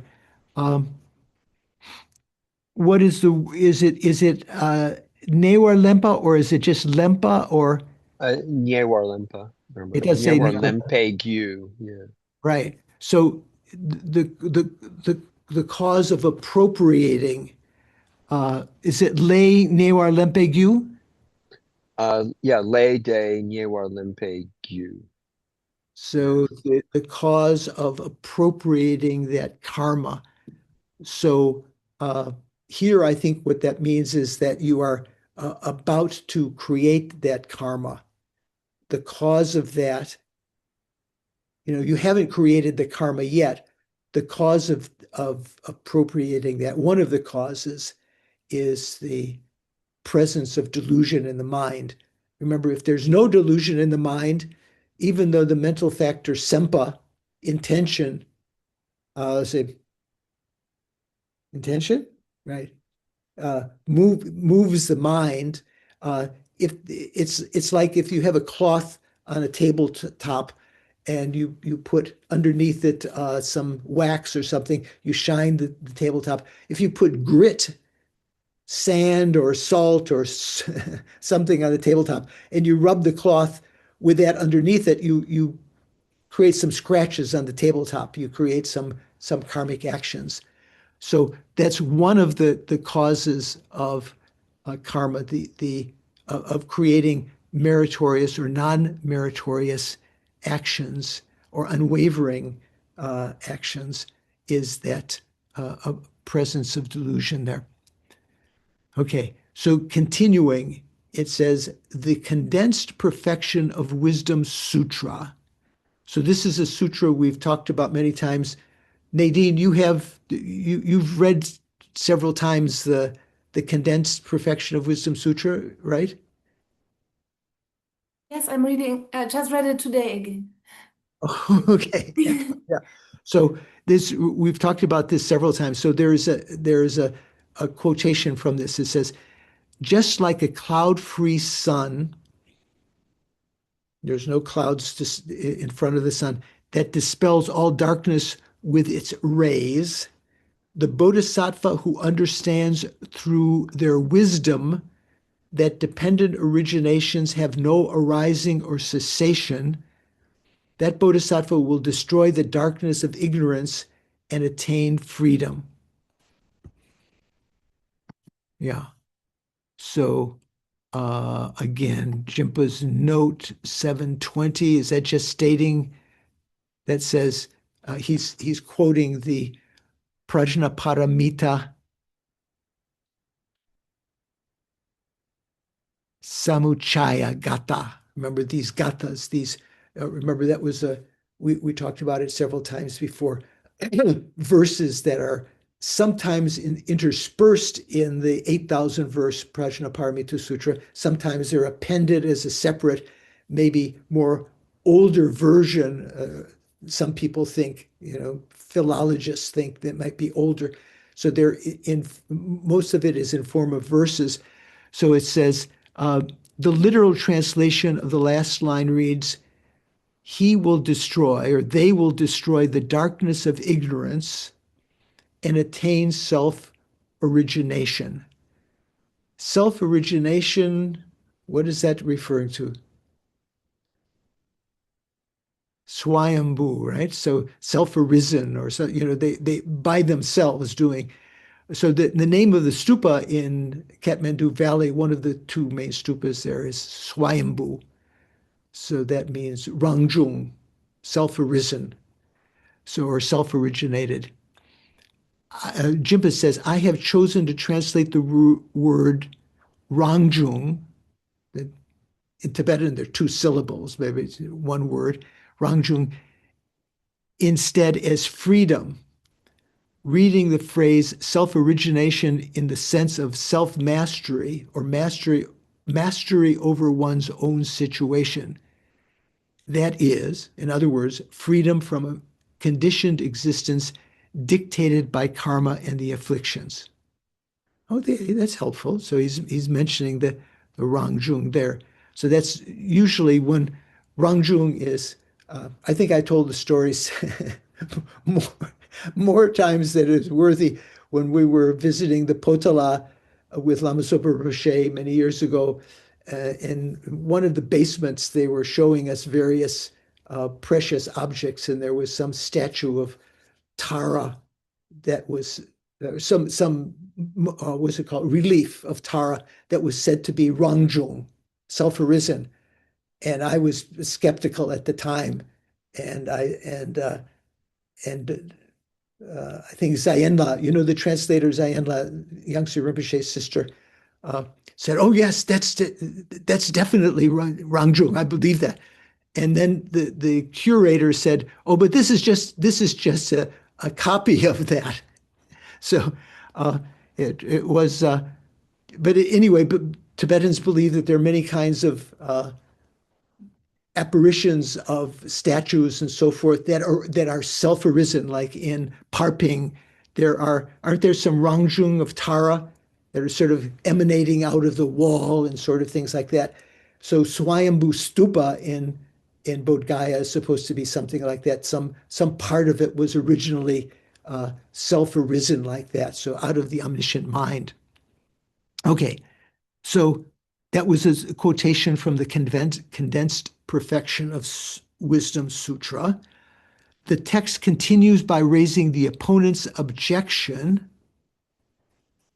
So this is now, when he's saying the text, this means the Madhyamaka next verse. The verse 107 says, if entities do not exist in ultimate reality, if phenomena, if things, that means functioning things, don't exist ultimately, then like a barren woman's son, like the son of a barren woman, they will have no existence, even on the conventional level. So therefore, things do exist through their intrinsic nature. So this is from the opponent's point of view, right? This is not the Prasangika position. So Jimpa's text had said that just before that verse, it says, the text continues by raising an opponent's objection. If things don't exist ultimately, they would be like the son of a barren woman and have no existence, even on the conventional level. So this is criticizing the Prasangika, because if things don't exist ultimately, like the son of a barren woman, they wouldn't exist even conventionally, because everyone accepts that the son of a barren woman does not exist conventionally. That's their point. So therefore, things do exist, we claim, through their intrinsic nature. That's the opposition, right? The other point of view. So now, qualm. That's essentially, that's the statement. This is the commentary to that verse, which is essentially a question or qualm. If entities such as form do not exist in ultimate reality, that is, they do not possess any kind of nature in the ultimate sense, then like a barren woman's son, things like blue will have no existence or essence even on the conventional level.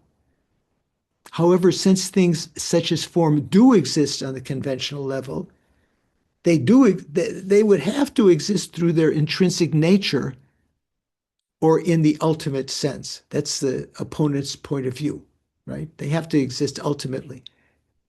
Never, these comments are just coming up again and again, although we've already refuted them. They're restated in different ways in different contexts.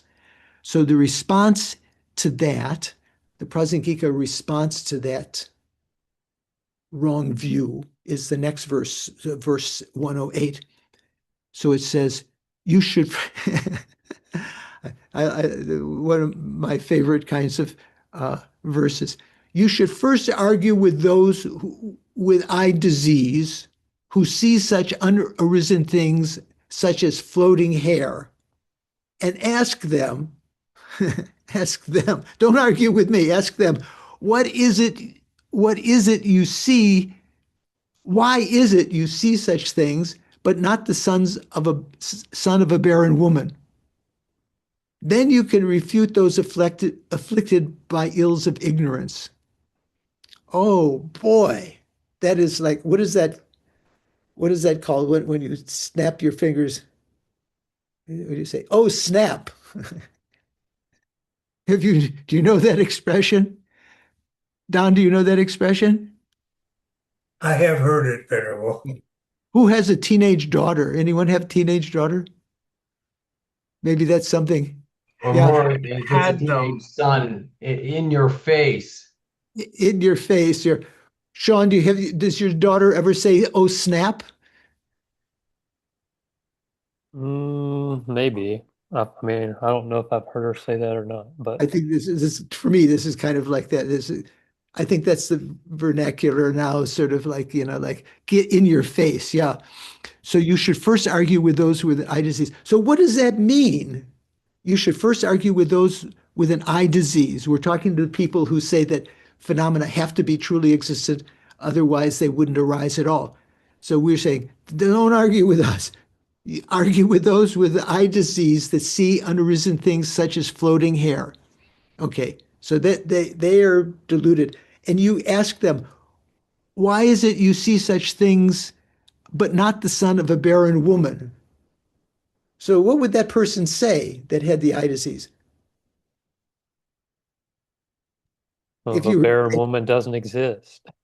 yeah, we don't see a barren woman because eye of a barren woman, the son of a barren woman doesn't exist. But we see these falling hairs because this appearance does exist. Maybe they would say, we've been told by those that don't see it.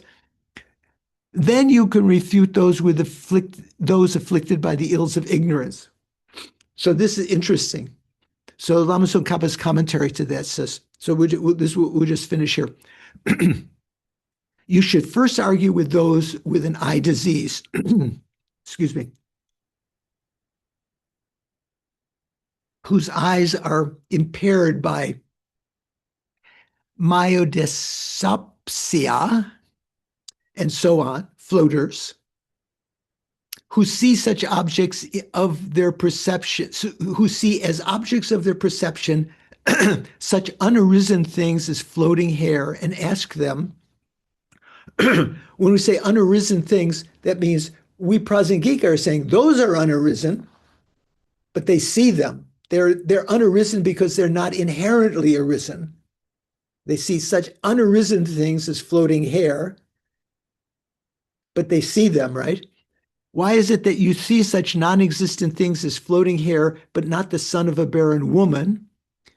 Then afterwards you can refute those who are afflicted by the ills of ignorance and whose eyes of intelligence are obscured, and ask, why is it that despite both being equally unarisen, so the son of a barren woman is unarisen, and the floating hairs that they seem to be falling into your dish, those are also unarisen from the Prasangika point of view, right?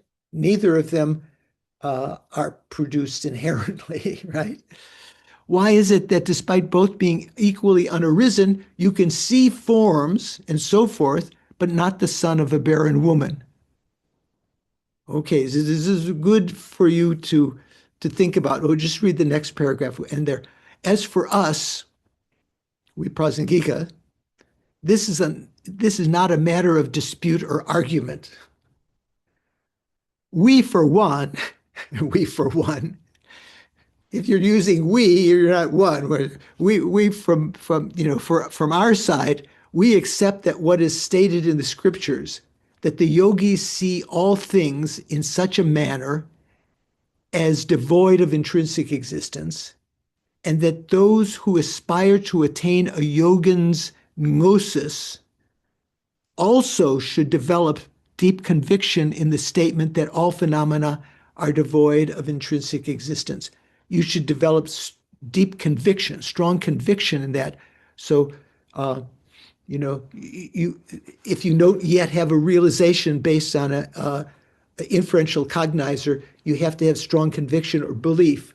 So you have different kinds of belief leaning in the wrong direction, equally balanced belief or conviction leaning in the correct direction. You want to develop that correct belief leaning in the correct direction, deep conviction in the statement that all phenomena are devoid of intrinsic existence. With that correct belief, then you can eventually investigating, you can actually develop an inferential cognizer by analyzing properly. So precisely, according to the scripture, we explain the absence of intrinsic existence of all things as comprehended by yogis' gnosis. We do not explain the nature of things from the point of view of our own ordinary, everyday cognition, for our eyes of intelligence remain obscured by the cataracts of ignorance. Yeah, okay, we'll stop there. So I'm going to make sure I put that is, get that next time. There we go, okay. So, how are we doing? Making sense? Anyone have questions? Venerable, what do you think? Good to see you. So just to remind people, Venerable is going to be in Nalanda for some time at the advice of his abbot who ordained him, said that would be good as a newly ordained monk to spend time. How long are you thinking to be there, Venerable? I'll be there till Jada Rinpoche leaves, so that's mid-November. Okay, hopefully he's going to be able to get permission to continue watching our classes live. If not, he's going to watch the recordings, hopefully. So before we end, anyone have any questions? Yeah. Jeremy, you look different. You got a haircut or something. I'll be wearing a hat. Oh yeah, you were wearing hats before. So just a point. I think a few pages back it was talking a lot about the color blue having an essential nature, and I was just thinking that seems to be a bit what's the word, misleading to talk about from a prasangika point of view, talking about something having an essential nature. And I think Paul said that you could also use the term mode of abiding rather than essential nature there. And because we're saying that the essential nature of blue is emptiness, I think, and but emptiness is a non-affirming negation, whereas the term essential nature seems to imply something positive and also findable. So I was just querying that term there. Yeah, good observation. So the word in question here is a word we've been using several times in Sanskrit is svabhava. So sva means self, bhava means what? Being. So so when we talk about it from the Prasangika point of view, earlier when we talk about svabhava, it's always being svabhava being rejected because some kind of own nature, own being, rangshin in Tibetan, that is being refuted, that inherent existence is being refuted. That's what is meant by svabhava generally. But later, we recognize that Nagarjuna himself does say that there is a svabhava. So then you're saying, wait, I thought you've been refuting svabhava all the time, or essential. If you wanted to translate it, I would say just nature rather than essential nature. So we've been refuting any kind of nature before, meaning intrinsic existence. But there is an actual nature that exists. The actual nature of phenomena is their actual svabhava that does exist, is their emptiness of intrinsic existence. That's their nature. So we always say that phenomena have two kinds of nature, conventional nature and ultimate nature, right? So their ultimate nature does exist, and that is emptiness. That's what's being referred to there. Does that make sense, Jeremy? Yeah, thank you. Yeah.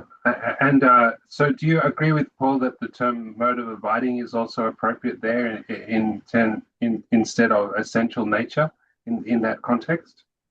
No, because mode of abidance would be, there's actually a Tibetan phrase for that. Here, the Tibetan phrase is just rangshin.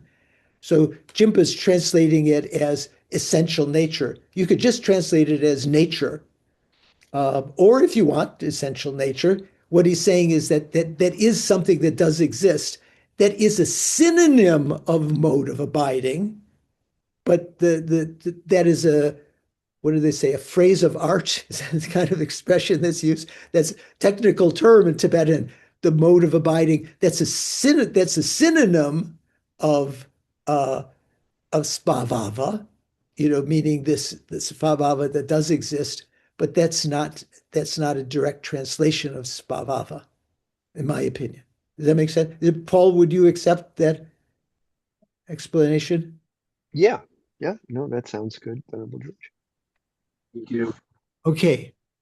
So yeah. So our next class, next Saturday, will take place on the day that the Buddha turned the wheel of Dharma for the first time. It's one of the great holidays of the Buddhist tradition. So that's very auspicious, so that we will be turning the wheel of Dharma on that day. So we may have some other activities. I may give some other, maybe lung or mantra or something on that day to commemorate that. Yeah. So on Monday, we'll continue discussion group. Next Saturday, we'll continue from here. We've definitely created some. So between meritorious, non-meritorious, and immovable karma, unless someone actually was in a state of shamatha, during our class. We didn't create unwavering karma, but we probably didn't create non-meritorious karma. Hopefully, you didn't have any bad thoughts and created. So we've created some meritorious karma, virtuous karma. So let's dedicate that.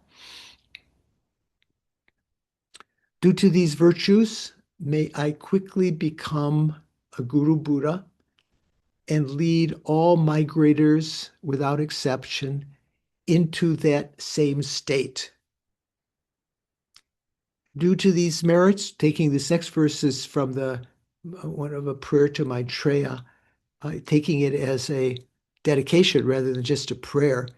Due to these merits, may the supreme precious bodhicitta that has not yet arisen arise and grow. It means in my mind and the mind of others. And due to these merits, due to these virtues, may that which has arisen already in my mind and the mind of others not diminish, but increase more and more. Very powerful prayer, even including to dedicate one's merits, that because of these virtues, may it affects other people's mind streams and their bodhicitta and so forth.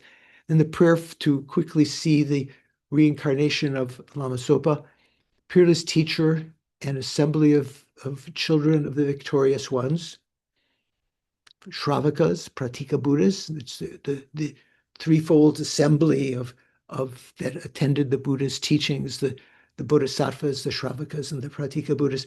Victorious Losang Drakpa, Lama Tsongkhapa, the spiritual father with his two sons, Kedrupje and Gyaltsabje, together with your lineage, Gelugpa Lamas, all the objects of refuge of the infinite realms, please bestow here and now the virtue and goodness to accomplish this prayer.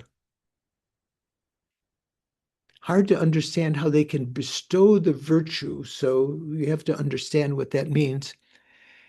In upholding and spreading the Muni's precious and complete teachings through explanation and practice, you, Lama Zopa, wore the armor of patience that is never discouraged.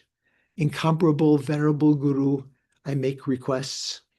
Sole gateway through which all benefit and happiness emerge. You, who are that, while striving exclusively for the welfare of the conqueror's teachings and for the welfare of mother living beings, you suddenly departed to peace, at which point I lost hope. I was bereft of hope.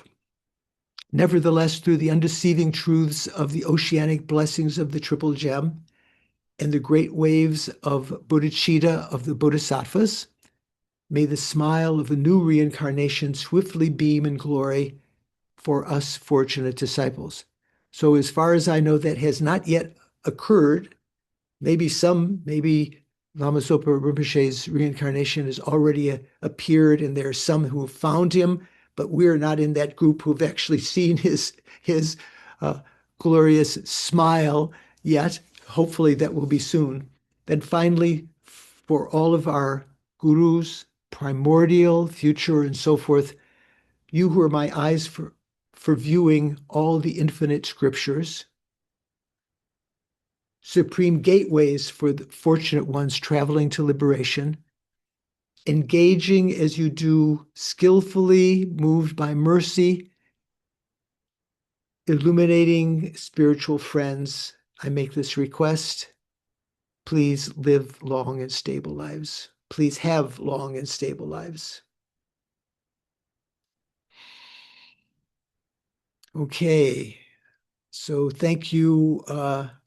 Yeah, a lot of interesting thoughts. So this last section, I would suggest you take a look at it again, where it says, as for us, this is not a matter of dispute or argument. Very interesting what's being said here, and a little hard to understand at first. So, and to read that, preparing for next class.